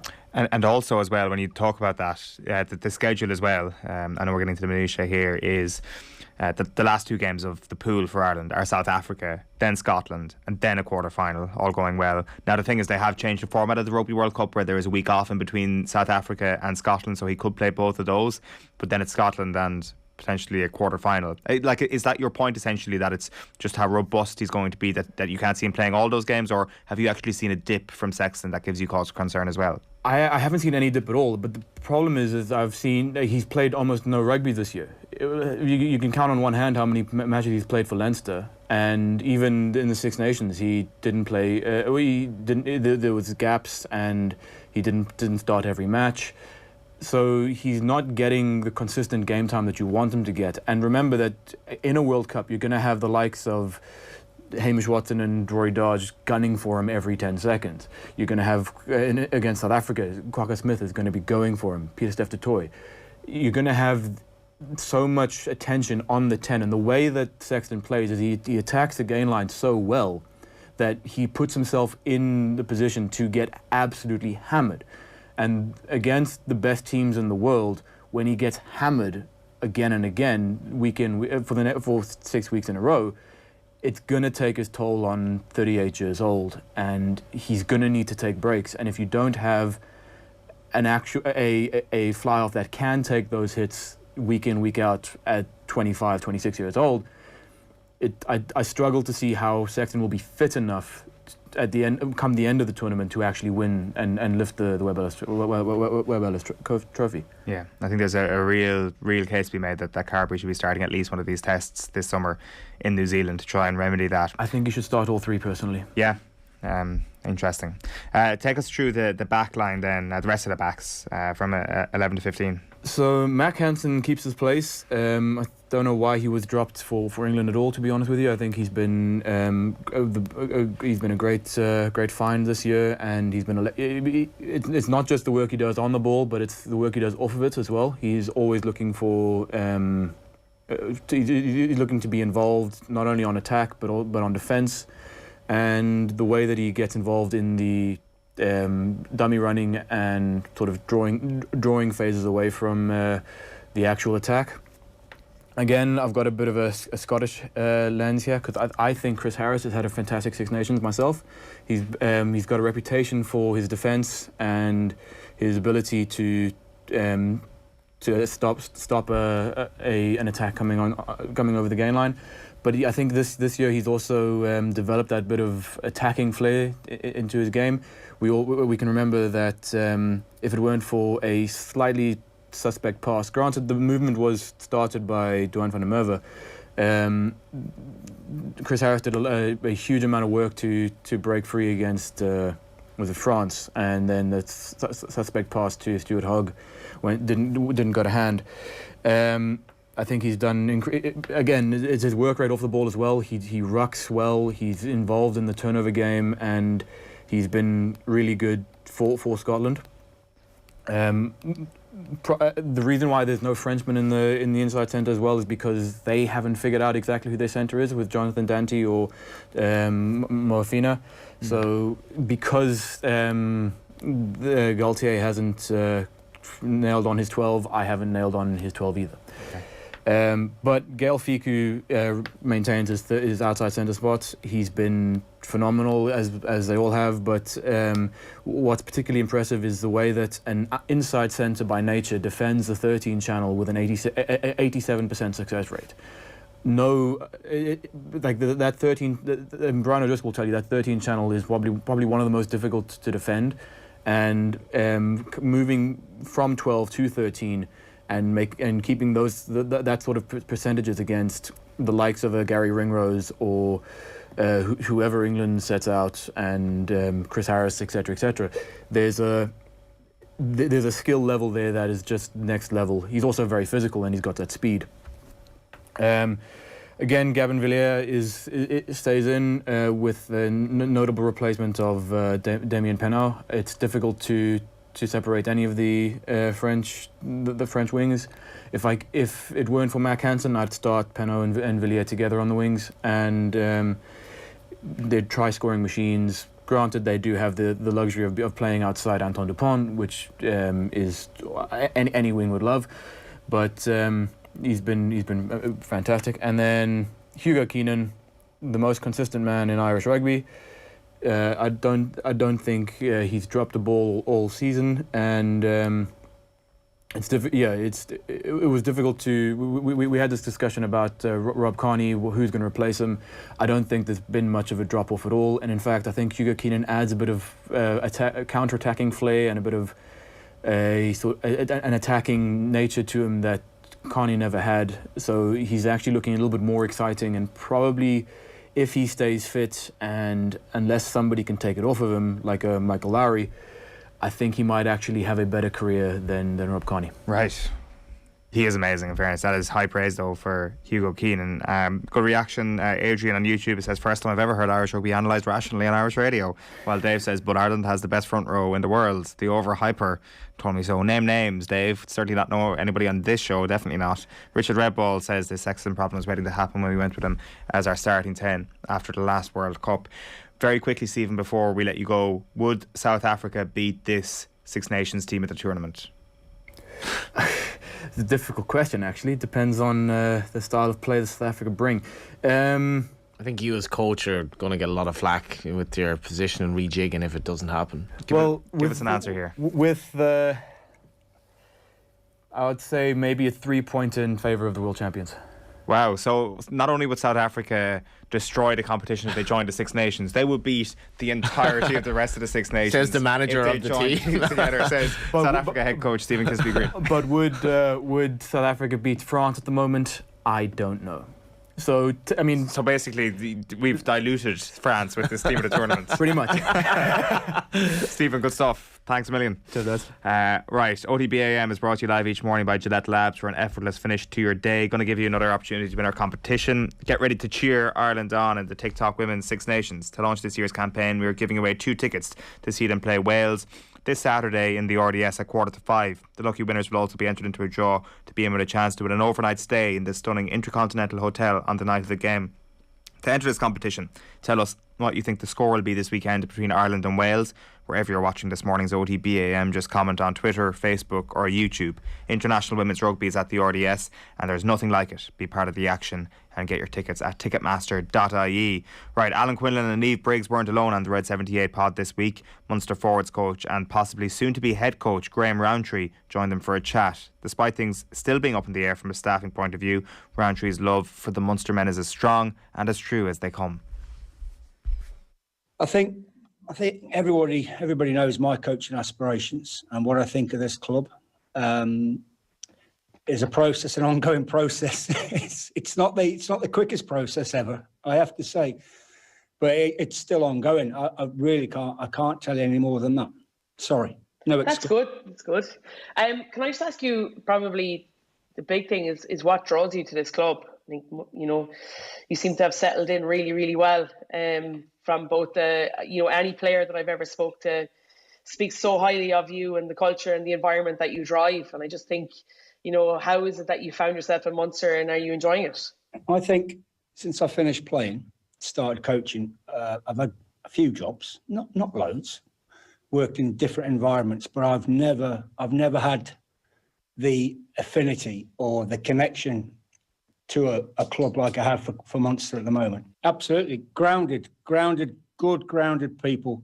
There's a humility and a passion in the community. You can feel it. And I'd never, having played against Munster many times, I'd never played at Thomond Park. Never. It was either at Leicester or in the Millennium, for example. And just when I joined the club 3 years ago, went to Thomond for the first time. Wow. I mean, that's a cathedral of rugby, that is. What a stadium that is. Yeah, really excellent stuff, and really great to get Graham Rowntree on the podcast. He's, of course, the Munster forwards coach. He was speaking with Quinny and Neve on this week's episode of the Red 78. You can catch the full 35-minute chat, including Rowntree's experience of a messy December following the announcement of both Johan van Graan and Stephen Larkham's impending departures, as well as that COVID-filled South African headache. And it's available to watch on the Rugby Channel YouTube page right now, or to podcast in all your usual spots by searching for the Red 78. John Duggan, good morning. Eoin and Johnny, how are you? Very well. What's going on in the world of sport this morning? Well, the big news, breaking news this morning, Ashley Barty has quit professional tennis at the age of 25. The world number one, 114 weeks at the top of the tree, has decided to drop the mic, hang up the racket, whatever cliche you want to use. Australian Open champion, Wimbledon champion, French Open champion of the past. Feels she's achieved everything she needed to in the game. And she spoke on her own Instagram page. I just know that I'm absolutely, I am spent. I just know physically I have nothing more to give, and that for me is success. I've given absolutely everything I can to this beautiful sport of tennis, and I'm really happy with that. And for me, that is my success. And I know that people may not understand it, and that's okay. I'm okay with that because I know that for me, Ash Barty, the person, has so many dreams that she wants to chase after that don't necessarily involve travelling the world, being away from my family, being away from my home, which is where I've always wanted to be. It's where I've grown up, and I'll never, ever, ever stop loving tennis. It'll always be a massive part of my life, but now I think it's important that I get to enjoy the next phase of my life as Ash Barty the person, not Ash Barty the athlete. Congratulations to her for a wonderful career, and she's over $20 million in the bank, and whatever she does next, we wish her the best. We have Darragh Lenihan not being replaced at the Republic of Ireland squad, so he's going to return to Blackburn with a groin injury, so he will not be involved against Belgium at the weekend in that friendly international. The under-19s play England this evening at the Bescott Stadium, kick-off at 7:30 in the European Championship qualifying elite phase. Ireland's under-17s taking on Portugal, the women's under-17s against Slovakia later today. Jack Marley hoping to get a gold medal for Ireland at the boxing under-22 European Championships today. He's involved in Croatia against Italy's Roberto Lizzi. Shane, Larry and Seamus Power in the WGC match play. Larry taking on Harold Varner, the third. Power hoping to lock up that spot at Augusta is up against Sung Jae Im in the first match this evening in Austin. And we also have racing today, lads, at Dundalk on the all-weather from 5. Nice one. It is time for Virtual Insanity, and time once more to pay tribute to the reigning Virtual Insanity champion, Michigan native and Puerto Rico Open winner, Ryan Brem.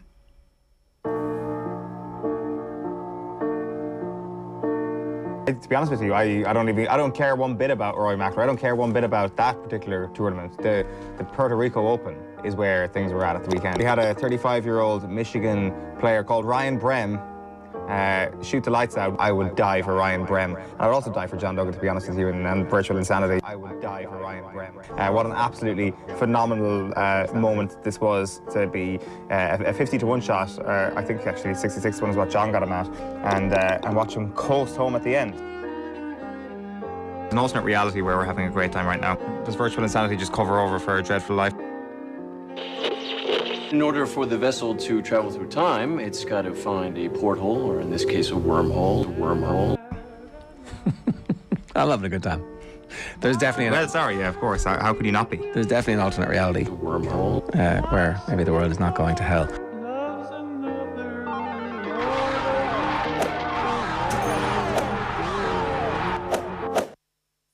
That is trippy stuff, guys. I feel like I'm on the milkshakes in Amsterdam.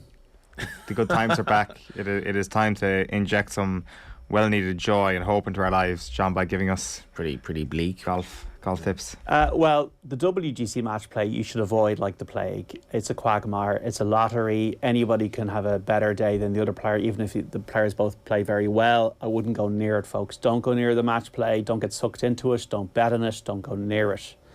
So we're going to focus actually on the Corrales Punta Cana Resort and Club Championship, which is going on in the Dominican Republic. The side tournament to this week's match play starts tomorrow in the Dominican Republic, a 72 par course. Windy it can get, but the conditions not too bad this week. It starts tomorrow at 10:45 a.m. Irish time. Profit this year 19.3%. Always bet more. Never bet more than you can afford. Always bet responsibly. €1 each way will do. This is virtual insanity, virtual money. The headline selection: Danny Willett, 50-1 for 4 each way. He's the class act in the field. He's the Master Champion of 2016. He was 8th in this last year on his debut. Danny Willett does nothing. He comes out. He wins. He won last October at the Dunhill Links. He's won the DP World Tour Championship. He's won the BMW PGA Championship. He's won all the big tournaments. When Danny Willett gets a sniff of being in contention, he's able to close the deal. He's able to close the sale. And I wouldn't be too worried about his game at times not being the most... brilliant nick. I just think that Danny Willett is able to come out and win, and I think Danny Willett at 50-1 for 4 each way is overpriced this week in the Corrales Championship. The second selection, Doc Redman, is 35-1 for 2 each way. All about natural talent, and I've seen glimpses from Doc, a former US amateur champion, that he's getting into a bit of a groove with his ball striking. I saw it at the Players. I've seen it recently, and don't be afraid that he's lining up here for the first time, because I think once again he's a class act, a natural talent player in the field, and he was the 54-hole leader in Bermuda last year in a similar types of conditions. Doc Redman 35-1 for 2 each way. The third one is Patrick Rodgers, yet to break his duck on the PGA Tour, but I think that is coming. 40-1 for 2 each way. Was 11th here a couple of years ago, has never missed the cut in the Dominican Republic. A big hitter and a smooth putter, Patrick Rodgers, 40-1. Grayson Sigg is 50-1 for 2 each way. Grayson, once again, playing well, played well at Pebble Beach in the wind. Has won twice on the Corn Ferry Tour in the last year. And I think Grayson Sigg, as one of the rookies, is an improving rookie, and he played well here last year. He was in the top 10 on his debut, Grayson Sigg, at 50-1. And the last one, Jared Wolfe, who's had a great story. He won twice in the Corn Ferry Tour, 125-1 for €50 each way. Jared Wolfe won in windy conditions in the Bahamas, plays well on Paspalum greens, and was in the top 30 last time in Puerto Rico. So he's the outsider at 125-1. So Jared Wolfe, Grayson Sigg, Patrick Rodgers, Doc Redman. And the headline tip this week, folks: bet responsibly and bet on Danny Willett. John Duggan, great stuff as ever. Thanks a million. That is this week's Virtual Insanity.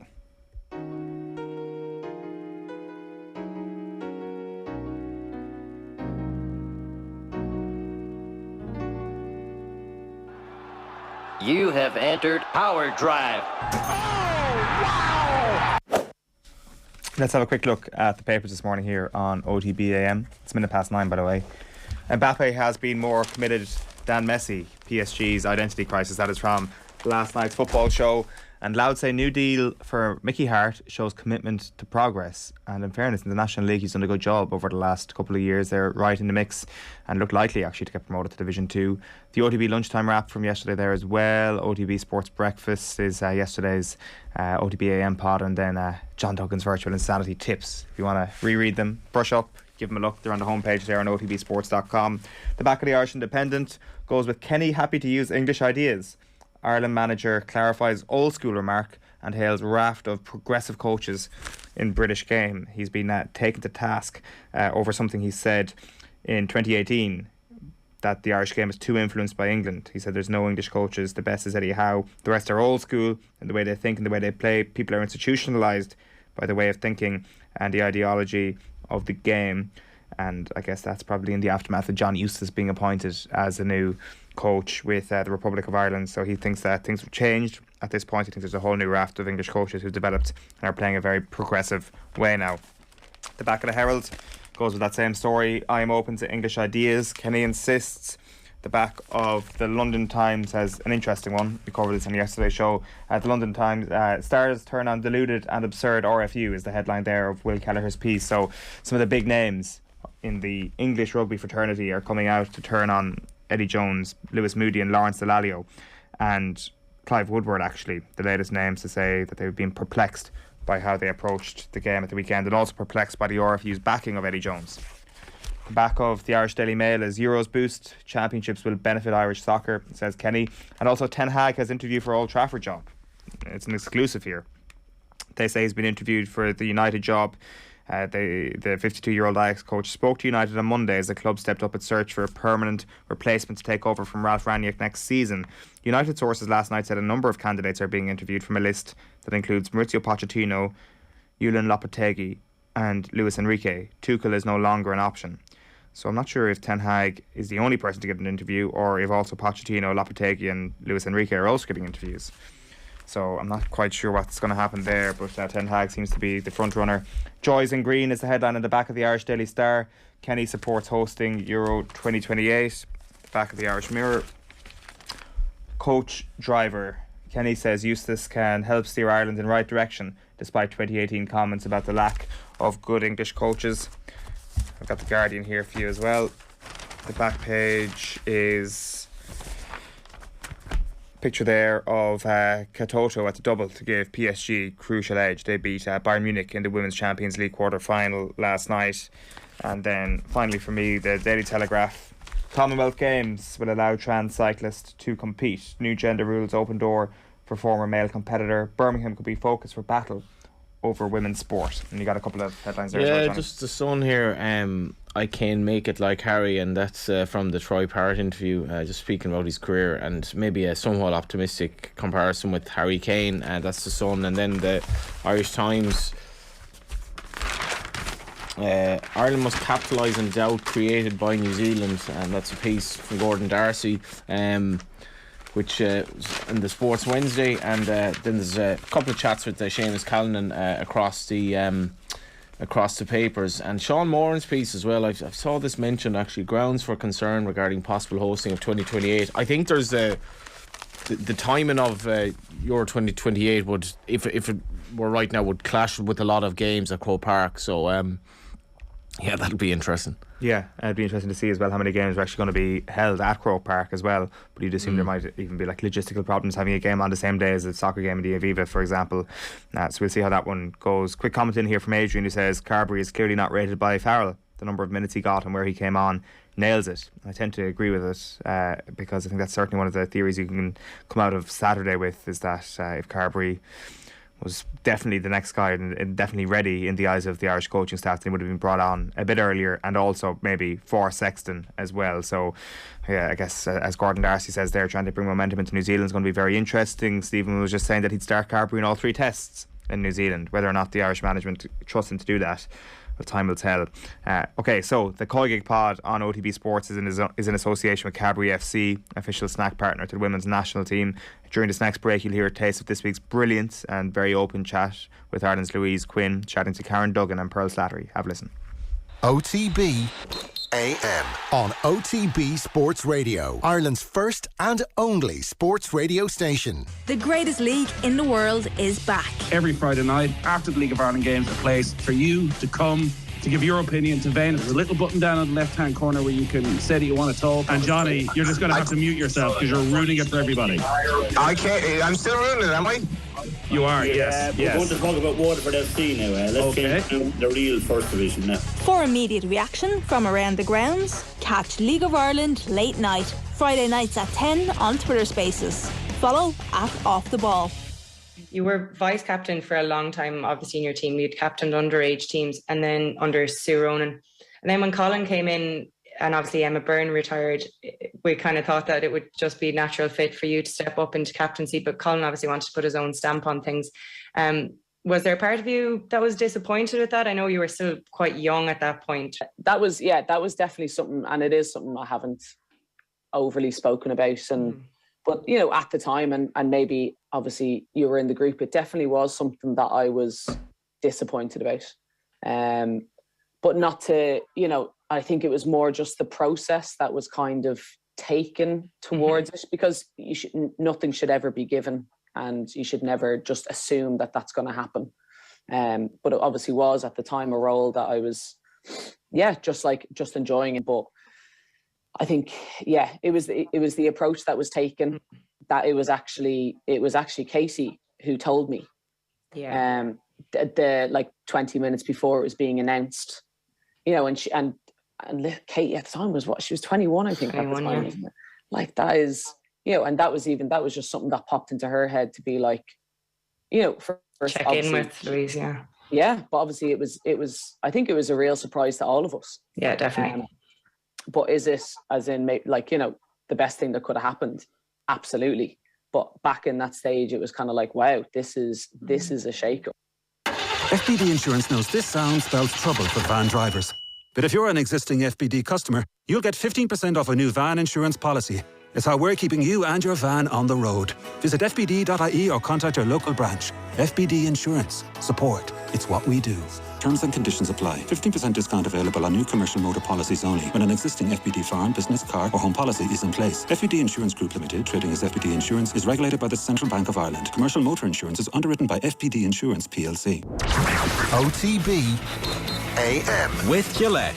Get into your flow with the new Gillette Labs Razor with exfoliating bar.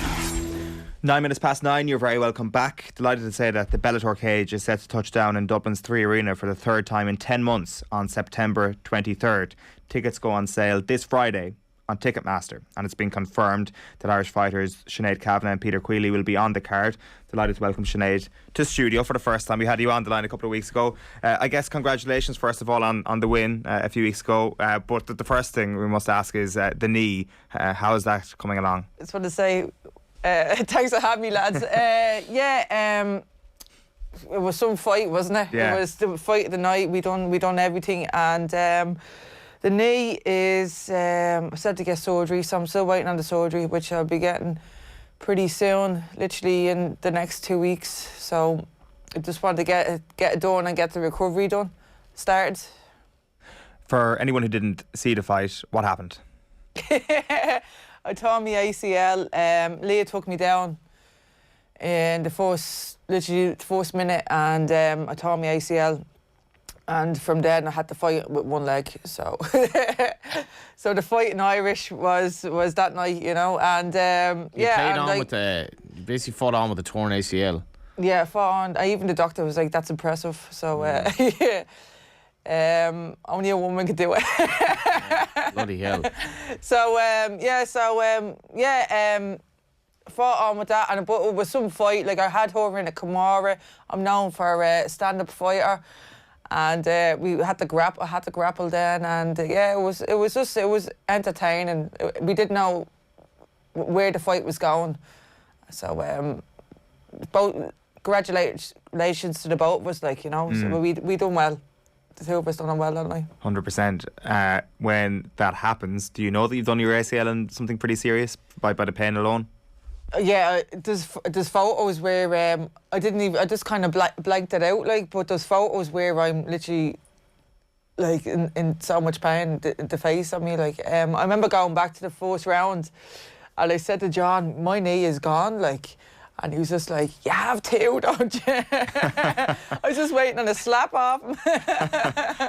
You know? And I mean, as it turned out, you did have two. You did manage to actually see this thing out. Like, what I'm curious in here is that, did Leah know that you'd done your knee at that point? Are you trying to keep your poker face? Yeah, I was then. And then I think the third round she found out that me knee, because I kept, it was like Bambi. I kept slipping and stuff, you know, and my knee just kept giving in, and I just I had to hold on, because I'm known for the striker, so I would have kept her at distance, but I was literally trying to hold on to her to keep me up. So yeah, I think in the third round, where she was 2 rounds down, it was too late, you know. So that's what happened. Because I guess when she feels you wanting to go to the floor, she's probably thinking, what's going on here? Yeah, exactly. She started kicking me leg and all, and I was just like, no, the pain on my face, you know. Yeah, so it was too late for her. She probably won the last round, but I was 2 rounds up, and that was the way that was, you know. Yeah, again, for people who haven't seen it goes the distance. That's the thing here. It's not like you managed to land a blow and get the pain over and done with straight away. I presume that there's an element of adrenaline here that plays into it that just makes you forget about it a tiny bit for a few of those moments. That's what it was, yeah. It was fight or flight, and I just kept fighting. You know, I just didn't want to give in. I didn't want to lose that fight, because I knew if I lost that fight, I couldn't get where I want to go, which is a title again, you know. So, poker face all the way. Is that what you're thinking of in that moment? That you're thinking about the gains that can be made from victory? Like, are you able to zoom out in those moments and think, geez, this is so important to me in my life? Yeah, I need this. Like, just keep going, keep fighting, you know. So that's what I done, and Yes, I got that hand raise, and this is what these moments are about. Like, is about, you know, when you're in a tough situation, even in life, like that, you just get on with it. Like, you just fight through it, and and I done it. Like, what was the pain like afterwards? Then, like, did it start kind of kicking in, or did it get better or worse? Yeah, no, I couldn't walk. Yeah, literally, I was in a wheelchair, so we were going around. Yeah, I literally couldn't walk. It was very bad. Yeah, I just kept giving in and stuff. You know, it's still sore now. So just looking to get that surgery done. So what did the medics say? Like, well, if you hadn't fought on, you would have been better, like, longer term, or did you? No, it was done anyway. Yeah. So didn't make that much difference. No. It's mad when you see footballers who get that injury and it's such a big deal, and they certainly don't play on, like, you know. Jeez, no, it's like, I mean, there's like an existential conversation around their career almost, it feels, with football. Whereas you're down to fight in September. Yeah, I'm down to fight in September. I just had to get this recovery. Like, that's the goal, is to fight in September, you know. So once I get the surgery, then I'm going to know. But yeah, that's the goal. There's been quite a collection of injuries that you've taken in the cage at this point. Was it an eye socket against Chris Cyborg? Yeah, a broken eye socket. Yeah. How does that compare with the ACL, which is, if you had to put them up there, which was the worst experience? The ACL, because it's like I was literally training with the broken eye socket in 4 weeks. Like, okay, right. You know, I just was telling people not to punch me in the face. But with this, I can't even train. I can't, and I can't even go to the gym, really. I'm hobbling around, and so this is more, it's more mentally with the ACL, like, so I give that number one. How are you ticking along mentally then? Is there any techniques you have to make it a little bit easier on yourself? Well, I'm going to Venice on Friday, so that will keep me occupied till I get back then to get the surgery. Can I ask about the end of the fight against Leah? Because obviously, when we were talking to you beforehand, you said that it's unique that two people who are so close go toe to toe in the cage. What are the exchanges like afterwards? What do you say to each other? We gave each other a hug afterwards. I think she was disappointed she lost, you know.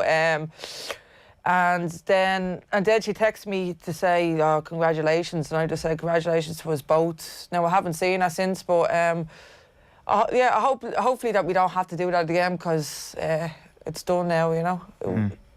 You're not a fan of fighting friends, basically? No, exactly. Like, we kind of had to do it because we were on each other's toes on the rankings, and, you know, it's just something that had to do. Like, whoever won this was going to go against Chris Cyborg. You know, it just had to be done at this moment, but hopefully it's done now and we don't have to do it again. Is there a chance that Cyborg is going to be the fight in September? Could be. I'm not too sure. I haven't got the contract yet. It depends on me as well. So. Who do you want to fight? Definitely. Wouldn't it be great if Chris came here? Like, yeah. Wouldn't it? Like, isn't that just the moment to have? Like, just her here. And yeah, it'd be some fight, something for the crowd, something for the Irish crowd. Like. As somebody that's not into that, where would that take place then in Ireland? Like, so where would be your main kind of place to get a crowd in Ireland? Tree Arena, I suppose. Yeah, that's it. Yeah, Tree Arena. Haven't lost there, so it's bring her over. Is the sport growing over here then?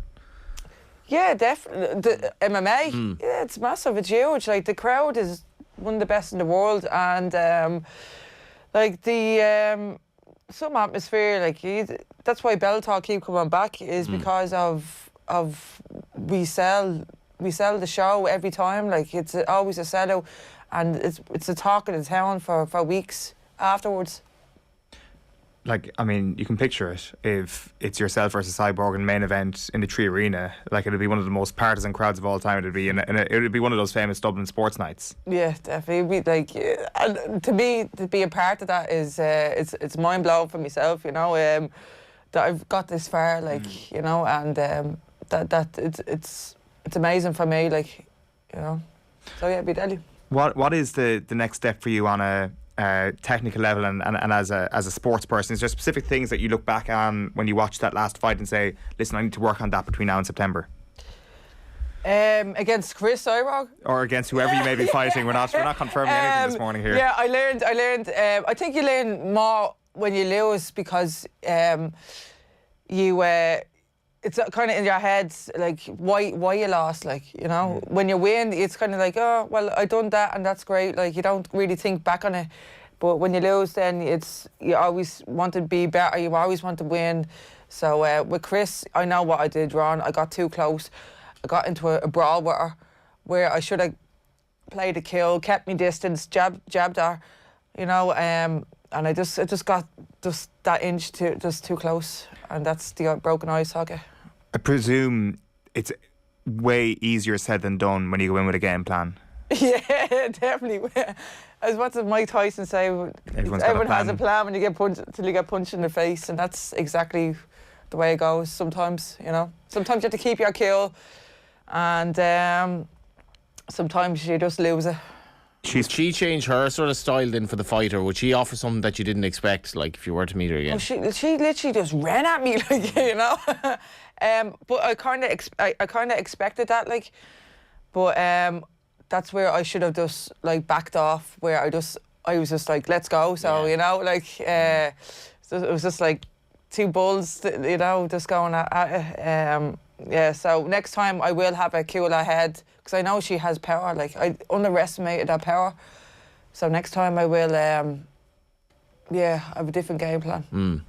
She's fighting, I think, today, 1 month. I think it's 23rd of April. Yeah, against Arlene Blanco. They already fought, and she submitted to her. So that was her first submission in many years. Like, so, you know, I think like I was the only one that gave her a good brawl. Like, I know it was short, but like I hit her and I rocked her. You know, I really think I can do it. I really think self-belief is always the key. Anyway. Does the ACL knock you back much then in terms of time-wise for the prep for the September? Yeah, it does. But I'm literally, I'm an athlete, like, so we do miracles. So I will just get the surgery and straight into recovery, straight into physio, straight into doing, just get it right, you know. Can I ask then, when you, I guess, you're still very much on the way up, you still want this massive fight in September, you probably haven't got to the stage of reflecting on the career just yet, but it has been a fascinating career. Like, I've seen you speak in the past about your boxing past, for example, and how, like, I mean, you've kind of experienced firsthand the murky nature of the sport and all that. I presume when you look back on that now, I presume you've got no regrets whatsoever. You're delighted that this is the sport that you're in now as opposed to sticking with boxing. Oh, yeah, definitely. I'm glad that I took this path. Like I'm glad I've done boxing. Like, I met like some fabulous people, some coaches, some Tony David, some Fran Lons, like some amazing people that like I still talk to today, you know. But yeah, I'm glad that I left. I'm glad that I came to a stage where I just left, went to John. Like, it's mad the way I just walked out at the end, because I really thought that I wasn't going to get anywhere. Like, to give it up, and then I went to MMA, and look where I landed now. I'm fighting in the 3 Arena. I'm fight Chris Ibrox. I'm number 4 in the world. Like, so yeah, it's amazing what if you just keep at something that you thought, like, to give up or to keep going, you know, and you just keep going, you just keep fighting that dream, and it worked out in the end. But I'm still not a world title yet. Of course. But I want that, so hopefully that's next. For the average person, what's the difference to make that move, like, to MMA from boxing? What's the average? Like, how difficult is it, like? Very, because boxing is just one sport. It's just your hands. With MMA, it's a whole lot of sports. Like, it's judo, wrestling, boxing. Could you tell from a boxer, like, he or she would make good MMA, like? It depends how much you want to give it into it. Like, you know, I joined MMA, and I was getting literally mauled, like, you know, taken down, and it took me 3 years to actually get a grasp of jiu-jitsu, like, you know. Yeah, so it just depends how hard you work. It's not easy, but you can do it. Is it a moment like this and a moment like, I guess, a few weeks ago at the Three Arena that you picture when you do make that change, when you do, I guess, get to grips, pardon the pun, with the sport itself? Are you thinking about those big nights in the Three Arena? But was that a motivating factor? Yeah, like I dreamt that I could be there when I was younger and stuff, and yeah, and I remember John saying, like, when I joined MMA, he was just like, "Oh, you could be literally a superstar, like, you know, you have talent."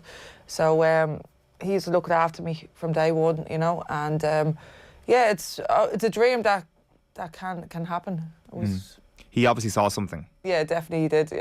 Yeah. Does he tell you that, or does he try and keep it to himself a little bit to make sure that you're not getting too ahead of yourself at that time?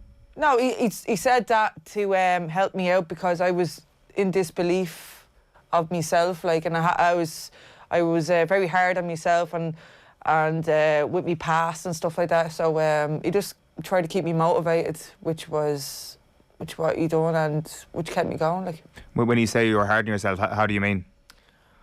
Just down on me, so I just carried like me past and stuff on my shoulders and stuff, you know, and you know, he tried to give me like something to like keep focused on, you know, and yeah, that's what he said. Like, you know, I walked in the gym and he knew that I could do it, and there was something special about me, you know. So when he says to you that you've got two knees, I presume he's pretty hard on you as well, though. Yeah. Yeah, definitely. As I said, I was just waiting for him to slap me, like, you know. What are his training sessions like? I mean, I presume you put through the ringer. Yeah, very good. He's very technical man. Like, that's why you see in my last fight, you know, it was all him that won me this fight, because I'm usually stand up, like. So he's very technical, and his head is just amazing. For the fight, like, it's all what to do, and yeah, and then we do.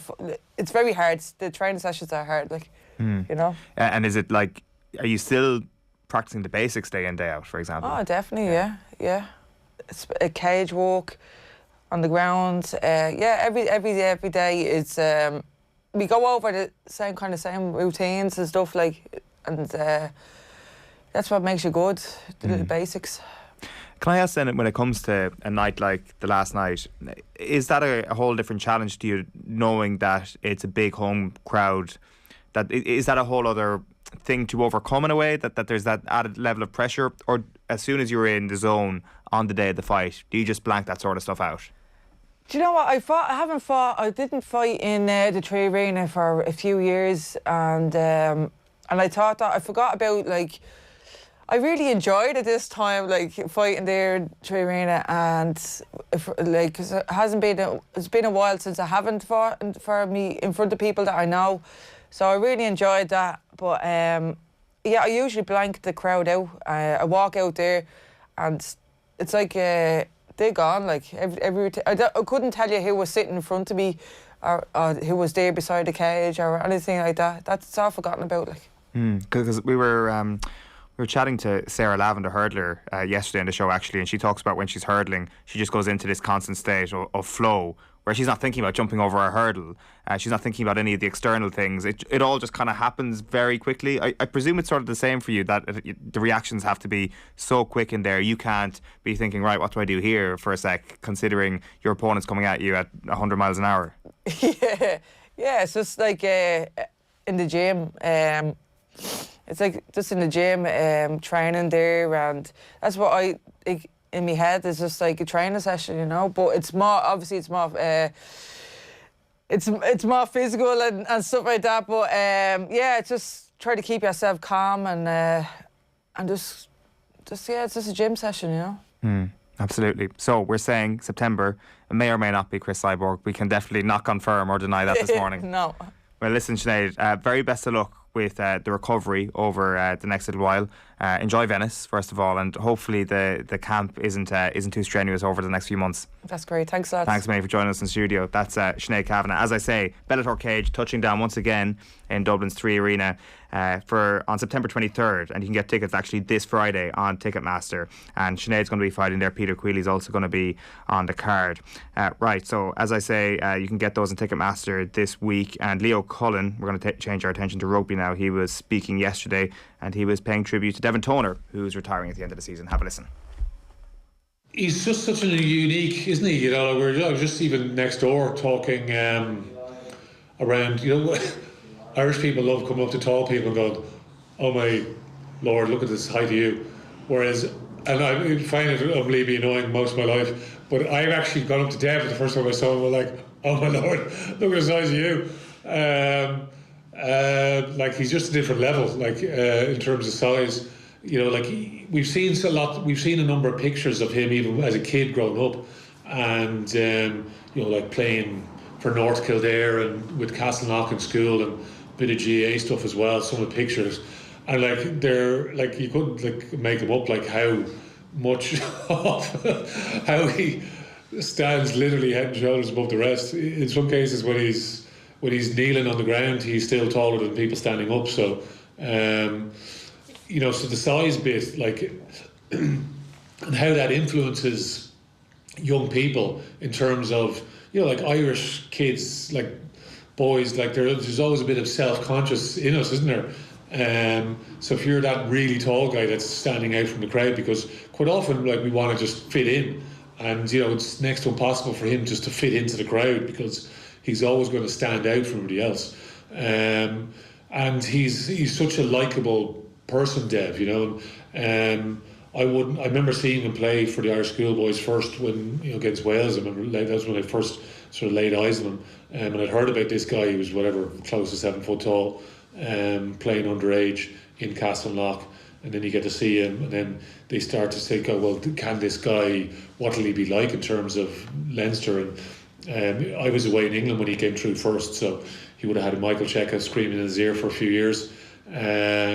And in terms of trying to, you know, bring that bit of edge to his second row play, and yeah, like, so I would have played a good bit with Dev, and you know, as I'm getting older, trying to help him come through in many ways. You know what I mean? Because, you know, when I'm not getting picked for like national teams or whatever else, you're here, sort of, you're trying to help some of the young guys along, and it's sort of gone full circle in many ways, and that's what Dev is doing with some of the young guys now. Over the last while, when he stopped getting picked in national camps. So that's the important bit, and he's been excellent in that regard, Dev. And yeah, like, he's such a popular guy in the dressing room. You know, very easygoing bloke off the field. Doesn't get that stressed by things, and you know, takes it all in stride. But yeah, no, he's had an amazing career when you think back to. When you think back, okay, he's Leinster's most capped player. So how he's managed himself over the course of his career, you know, is testament to his, you know, I guess his easygoing nature, because, you know, he just trucks on. He trucks on well during the course of a season. You know, between his Leinster and Ireland caps, like, it's a fair old haul, and then throw in some of the actual trophies that he's won along the way as well with Ireland and with Leinster. It's an amazing feat, really, when you think back to that kid on the GAA pitches, where he's literally head and shoulders above the rest, wearing a pair of glasses, playing. So as well, some of the images are stuck in my mind, so you'd have to see them to believe them. Leo Cullen there talking about the retiring Devon Toner at this week's Leinster press conference. That is pretty much our lot. Johnny, thanks a million for popping in this morning. We'll have loads more tomorrow on the show as well. We're going to be looking ahead to Ireland, Belgium, talking Six Nations, much more as well. Let's tell you what's coming up on OTB Sports Radio tomorrow, or today I should say. OTB Gold from 1 o'clock is Michael Eoin on Life After Football. The Koi Gig Pod coming your way at 3 o'clock, and then a retro panel on the importance of Club GAA coming your way at 4 o'clock. OTB Gold again then from 6 o'clock with Dennis Ogie Moran. Just to mention, our competition winner at _Carly J is our competition winner. He's off to cheer Ireland on in the TikTok Women's Six Nations, and you're into our draw for a night at the Intercontinental Hotel. Ireland take on Wales this Saturday at 4:45 at the RDS, and you can get your tickets at Ticketmaster.ie. You've been with us here on OTB AM, which is brought to you live each morning by Gillette Labs for an effortless finish to your day. We're bringing you Andrew Mangan from Arsblog now on Last Night's Show. Well, listen, Arsenal, welcome back. It's been 6 years in other respects, 10 years of so-so times and dark times, and all of a sudden, Arsenal, everybody's second favourite team at the moment, playing beautiful football again as well. Not just effective, but beautiful, because frankly, Arsenal football for a long time had become a bit dull, and you must be a happy man right now. Yeah, I mean, we're in a very nice position, I think in a position this season that not too many people expected Arsenal to be in. The football is good. There's plenty of potential. There's a lot that this team can still do to develop and get better. And with 10 games to go, to be pushing for a Champions League place, it's a very nice place to be, particularly after the start to the season that Arsenal had, which was pretty bad. There were some issues with the teams who were playing, Chelsea and Man City, of course, but it wasn't a promising start to the season. So to be where we are right now is excellent. Well, I remember that Chelsea game in particular, more so for Lukaku. It was his real arrival, or return rather, to English football, his arrival at Chelsea, and he completely bullied Arsenal, and they were just fodder, to the point where even post-match Gary Neville and all the various pundits in Sky were saying, well, look, it's only Arsenal, let's not get too excited about Lukaku here. Wide open and seemed to be offering not very much in attack. So quite a bit has changed since then. Is that personnel or tactics or attitude or a bit of everything? What has happened this season, Andrew? Bit of everything, I think. Certainly the team that played the first 3 games of the season was very different from the team that kicked off the next run, because there was an international break after that. And Arsenal brought in players. Aaron Ramsdale, Tommy Asu came in, Ben White, who was there, of course, but Martin Odegaard came in as well before the end of the transfer window. So personnel changes were obvious. And I think it took a while to get going. It's still not perfect, but there was something that has built over the course of this season, that the team has come together. Some players have gone. They've really streamlined the squad. It's a very, very tight squad right now, with not a great deal of depth in some positions. But I think it's a group that is working together. The age profile of the squad was completely changed as well. When you think about some of the players that Arsenal had last season who frustrated or didn't do what Arsenal fans would have liked them to do, David Luiz, Willian, Aubameyang, who was beginning maybe his little bit of a decline. And all of a sudden you're looking at players like Saka, Smith Rowe, Martinelli, Odegaard, Gabriel, Ben White. This age profile is completely changing now as well. So it's taken time over the course of the season. There's been some bumps in the road, but since that start to the season, those 3 games, I think Arsenal have been really, really consistent, and that is why they're sitting in 4th place right now. For Arteta, I think he's proved a lot of people wrong, in part because he's a diminutive enough performer in the media, doesn't get too emotional, doesn't say anything terribly memorable, has a great stoicism, and so doesn't jump off the screen and impress as a figure to be reckoned with. I think where a lot of people looked at him and said, oh, there's real substance here as a manager, because obviously his playing career was very fine, but as a manager was when he took on Aubameyang and he won, and the results immediately after winning against Aubameyang were good as well. That was where I remember first really sitting up and taking notice of Arteta and saying, oh, this could be a bit different to previous Arsenal managers.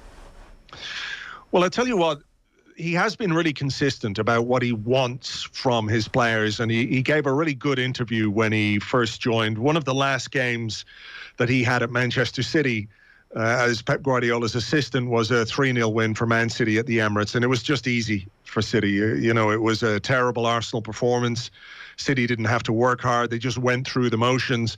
And when he took over, and everyone knew he was coming at that point, when he took over, he talked about something being missing. He talked about a connection between the team and the fans being missing, and he inherited a lot of problems as well, but he's been consistent in what he wants, what he calls his non-negotiables, the buy-in to his methods, his tactics, the way, what he said is the way we live together as a team.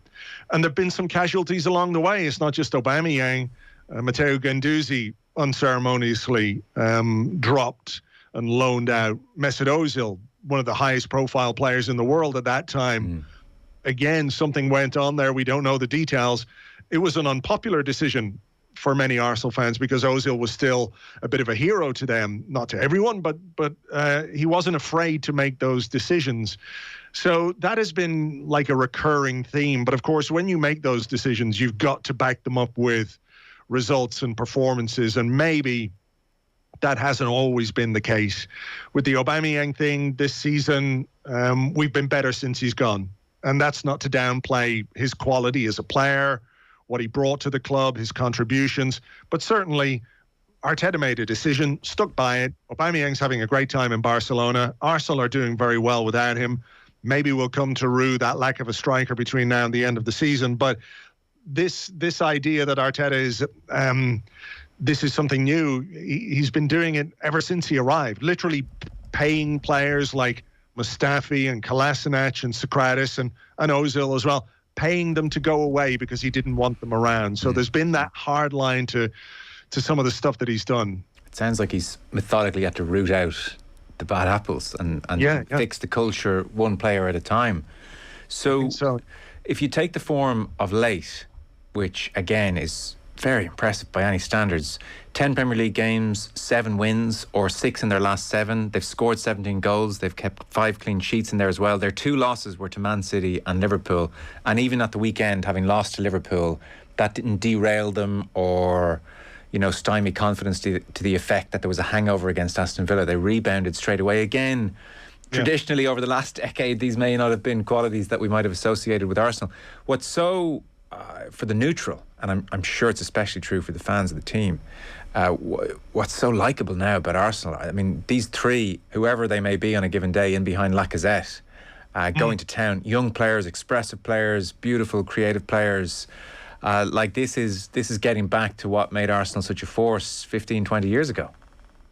Yeah, I mean, that's the really exciting part is the fact that in key positions, we've strengthened the spine in a very considerable way. So Ramsdale, Ben White and Gabriel as the defensive spine, if you like, 23, 24 and 24. Midfield is a bit different, bit more experience with Thomas Partey, Granit Xhaka. But then ahead of that, Martin Odegaard, who's 23, Smith Rowe, 20, Martinelli, 20, Bukayo Saka, 20. There's so much more to come from these players. There really is. Smith Rowe and Saka are in double figures for goals this season, which for two 20-year-olds is absolutely fantastic. And I think that is where the real encouragement comes from, because there are a couple of key positions at Arsenal right now that need to be addressed in the transfer market in the summer. Everybody knows what they are. The main one, of course, is striker. And if Arsenal can bring in a high-quality player in there, and you've got Odegaard, Saka, Martinelli, Smith Rowe behind an effective presence up front, I mean, where could they go at their age? That is the thing. There is potential in this team to get even better. And that, regardless of what happens, I think, between now and the end of the season, that, I think, is something that we, as Arsenal fans, can hang on to and think, okay, if we can do it with these guys at this age, when they become a bit more mature, more developed, more streetwise, more savvy, whatever you want to call it, when you've got that bit more experience, like the sky is the limit for some of these guys. The Ramsdale mistake was a touch costly, naturally, against Liverpool. What kind of season has he had more generally, Andrew? Very good. He won people over. There was a lot of skepticism about him when he was being touted as a signing, because people didn't really think goalkeeper was an issue for Arsenal. 24 million for a guy who's been relegated twice. There was a lot of skepticism, but he came in and won the fans over very quickly. He's been excellent. His personality is huge. Even the mistake against Liverpool, I don't think that will negatively affect him. We've seen him make a couple of errors, as goalkeepers do, but he's not one of those who immediately goes into a shell. He's been really important in the way that Arsenal play this season as well, because with the ball at his feet, he's been superb. Short passing, long passing, clip balls into midfield, these kind of daisy cutters that he plays up the wing, the variety of pass that he has in his locker is I've never seen it from an Arsenal goalkeeper before. And it wasn't long ago we were dealing with Petr Cech and Bernd Leno. Unai Emery came in and wanted Arsenal to play out from the back, and he wanted Petr Cech to do that. Petr Cech couldn't do it. He nearly scored an own goal in the first game against Man City, and we got Bernd Leno, and Bernd Leno felt like, wow, in pure footballing terms, with the ball at his feet, this is a big upgrade.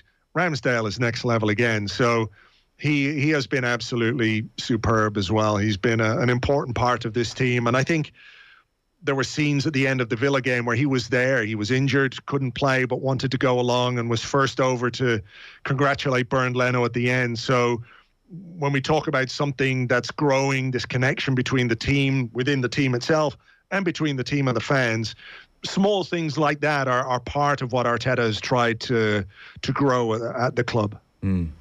There were numerous occasions over the last couple of years where many of us would have thought, well, Xhaka will be out the door. It's just not quite working out. And he seems to have redeemed himself somewhat. How's he playing to your eye? He's always going to be a quite divisive figure among Arsenal fans because he's just got this track record, this history of crazy red cards and that mad incident against Crystal Palace.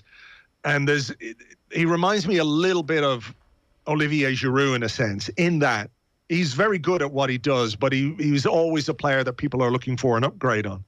Giroud was a 20-goal-a-season striker, and Arsenal fans were going crazy because they wanted that superstar up front. He's been good, I think, this season. He's playing in the last couple of months in a more advanced role, further forward in midfield. So maybe some of the weaknesses that he has in his game, where he's turned around, he's running back towards his own goal, he's trying to defend, that's not really his strength. So he's been pushed forward. I think himself and Thomas Partey work very well together as a midfield duo. It would be wrong to talk about Xhaka without talking about Partey, who's been excellent in the last couple of months after, taking a while to settle in and deal with some injuries and everything else. So I do think Xhaka has benefited from Partey, but I also think Partey benefits from Xhaka as well. And the team, because it is so young, it does need a couple of men in there. You know what I mean? It needs those 28, 29-year-olds just to provide that bit of presence, that bit of authority, that bit of experience. And those two have been very good in recent weeks. Well, watching them a lot over the last decade, the team just didn't make sense all that often.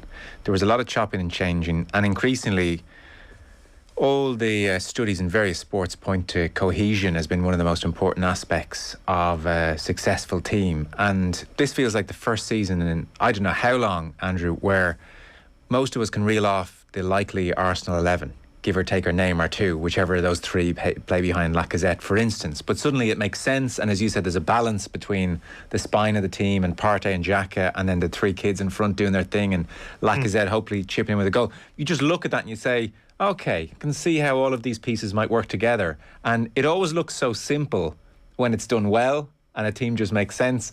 And I'm sure there were times over the last 5-6 years where you were looking at a mishmash and different teams every second week and wondering, where is a strong 11 going to emerge out of here? Yeah, that's true. I mean, I think in part this is because there is a small squad right now, so there isn't a great deal that he can do. He's got players who are basically backup players for the first 11, and apart from the one from Martinelli, Smith Rowe, or Saka, who has to miss out if they're playing three behind a striker. Apart from that, they're just backup players, so it does kind of pick itself. But sort of speaking about cohesion, I think another way we could look at it is strategy, and what Arsenal have done in the transfer market last summer. It's probably the first time in a long time where there's been a definite strategy, where they went out and they bought players of a certain age to fit into a group, to grow, to develop, rather than this sort of firefighting approach to recruitment, where they go, oh my God, what are we going to do? And you end up buying Shkodran Mustafi for £35 million on the last day of the transfer window, which nobody can turn around in hindsight and say, well, that was good planning, wasn't it? So there's been, I think, an acceptance at the very top that you have to have some kind of plan.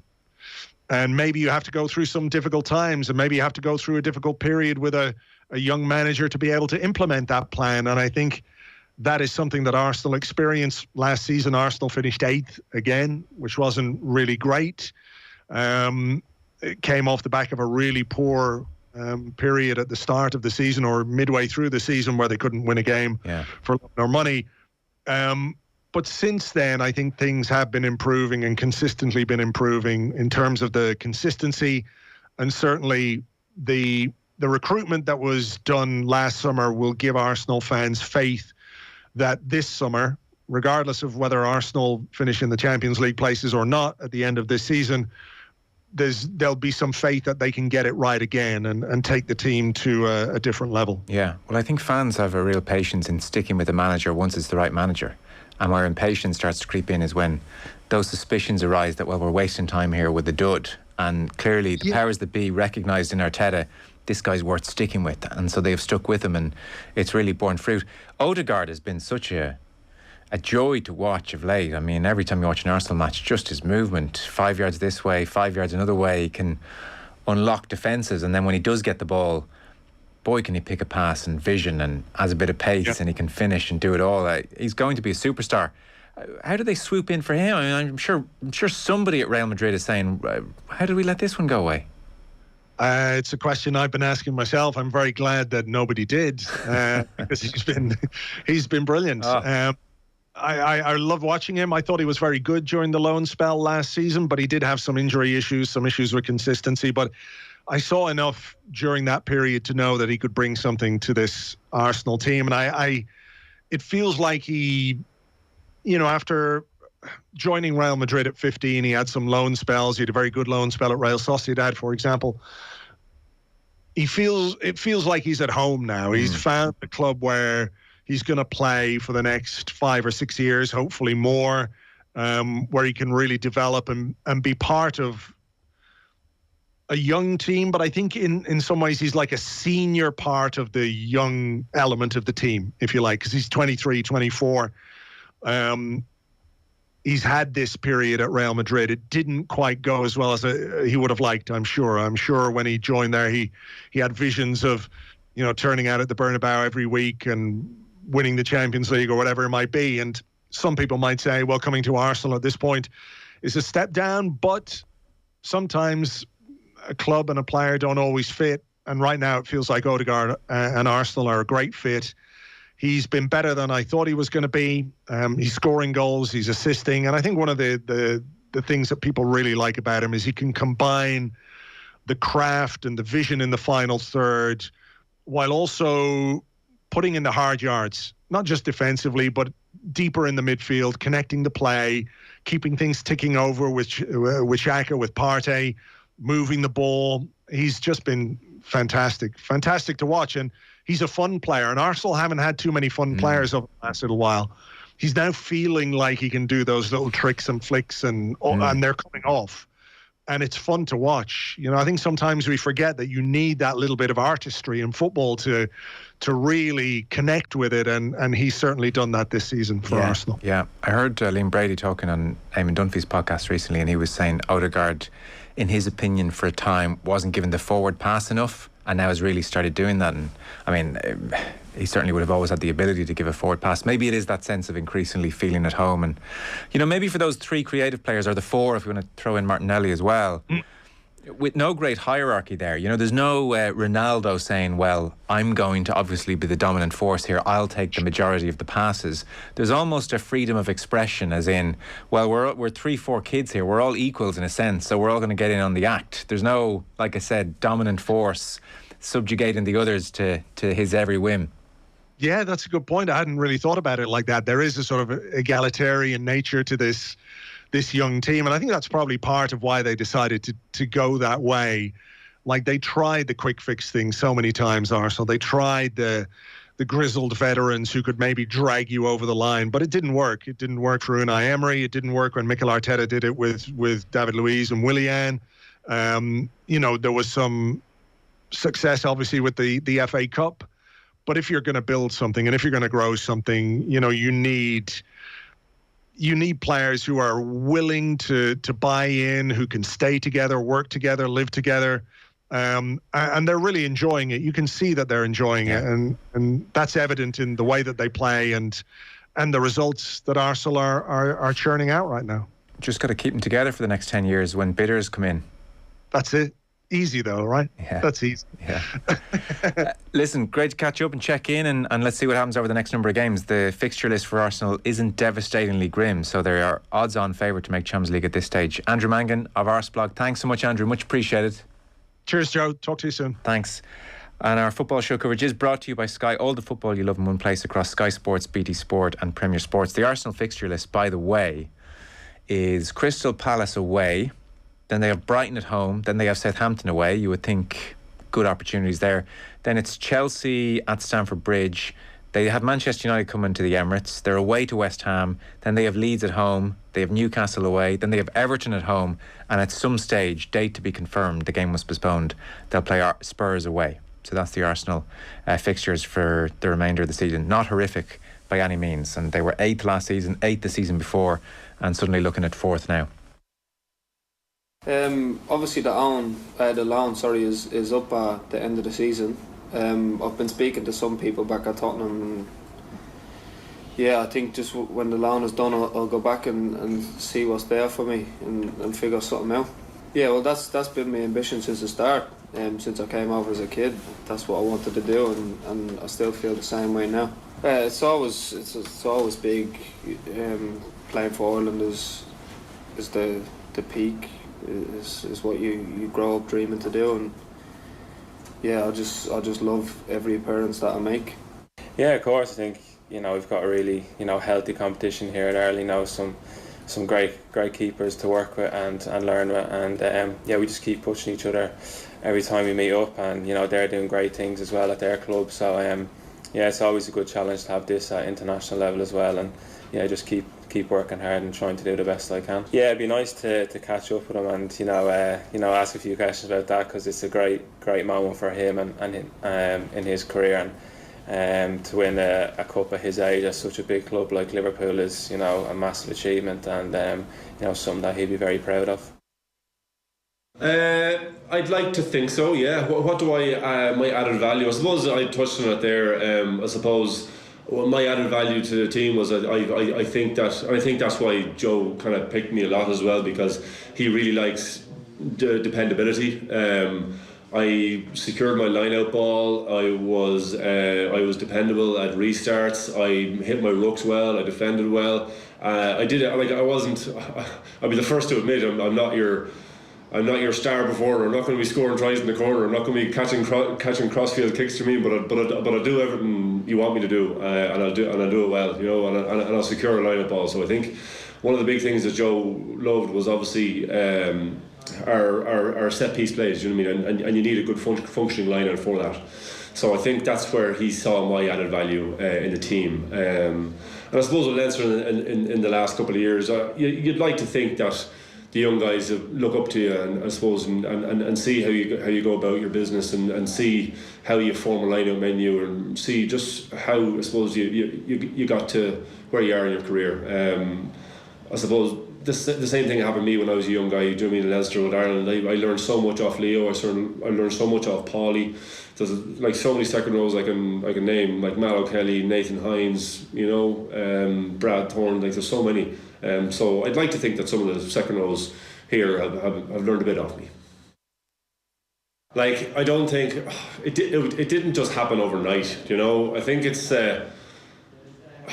It kind of doesn't happen anymore. That it takes a couple of years to bed in, and because lads are coming on the scene now, and they're ready for international rugby as soon as they leave school. So it doesn't really work that way anymore. But I do remember, I suppose, getting more into it and getting more game time. Just in and around maybe. Well, my first Six Nations really campaign where I was starting was 2014. So in around maybe 13, 14 was when I was kind of 12, 13, 14. I was starting a lot with Leinster, and I started with Ireland a lot then. So it was probably in around those couple of years that I kind of started to kick on. I don't have any reason why. I didn't try to focus on anything in particular. I just tried to focus on me and my job. I knew I was dependable, and I knew in order to get to international rugby as a second row, you needed to nail your basics, which I thankfully did. I obviously the line-out was one of my strengths, was quite dependable on restarts, and then you just have to look after your ruck and your breakdown, your defence then. So it's just those subsequent things that come in, like I suppose your carrying and your offloading was, it kind of, like I've never obviously been the biggest offloader or the biggest carrier, but when I did, I was a bit dependable. So I suppose, again, as you say, I was dependable. So I suppose that's why I think I was probably getting picked.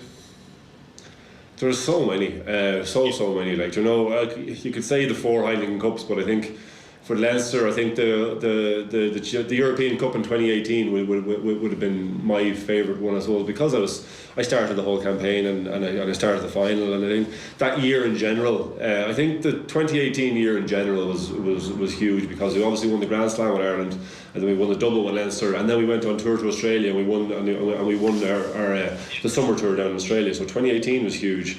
But I suppose with Ireland, you can't really look past the game in Chicago against the All Blacks. And then to beat them at home again in the Aviva was brilliant. I think Six Nations wise, my first Six Nations victory in 2014 was huge. I think that was up there with my favourites as well, because to win it, we won it over in the Stade de France by beating France. And again, it was my first kind of campaign that I played a lot of rugby as well. So it was. There's a lot of memories and a lot of good ones to pick from. So that's it's always a good sign of a good career, I suppose. OTB AM with Gillette.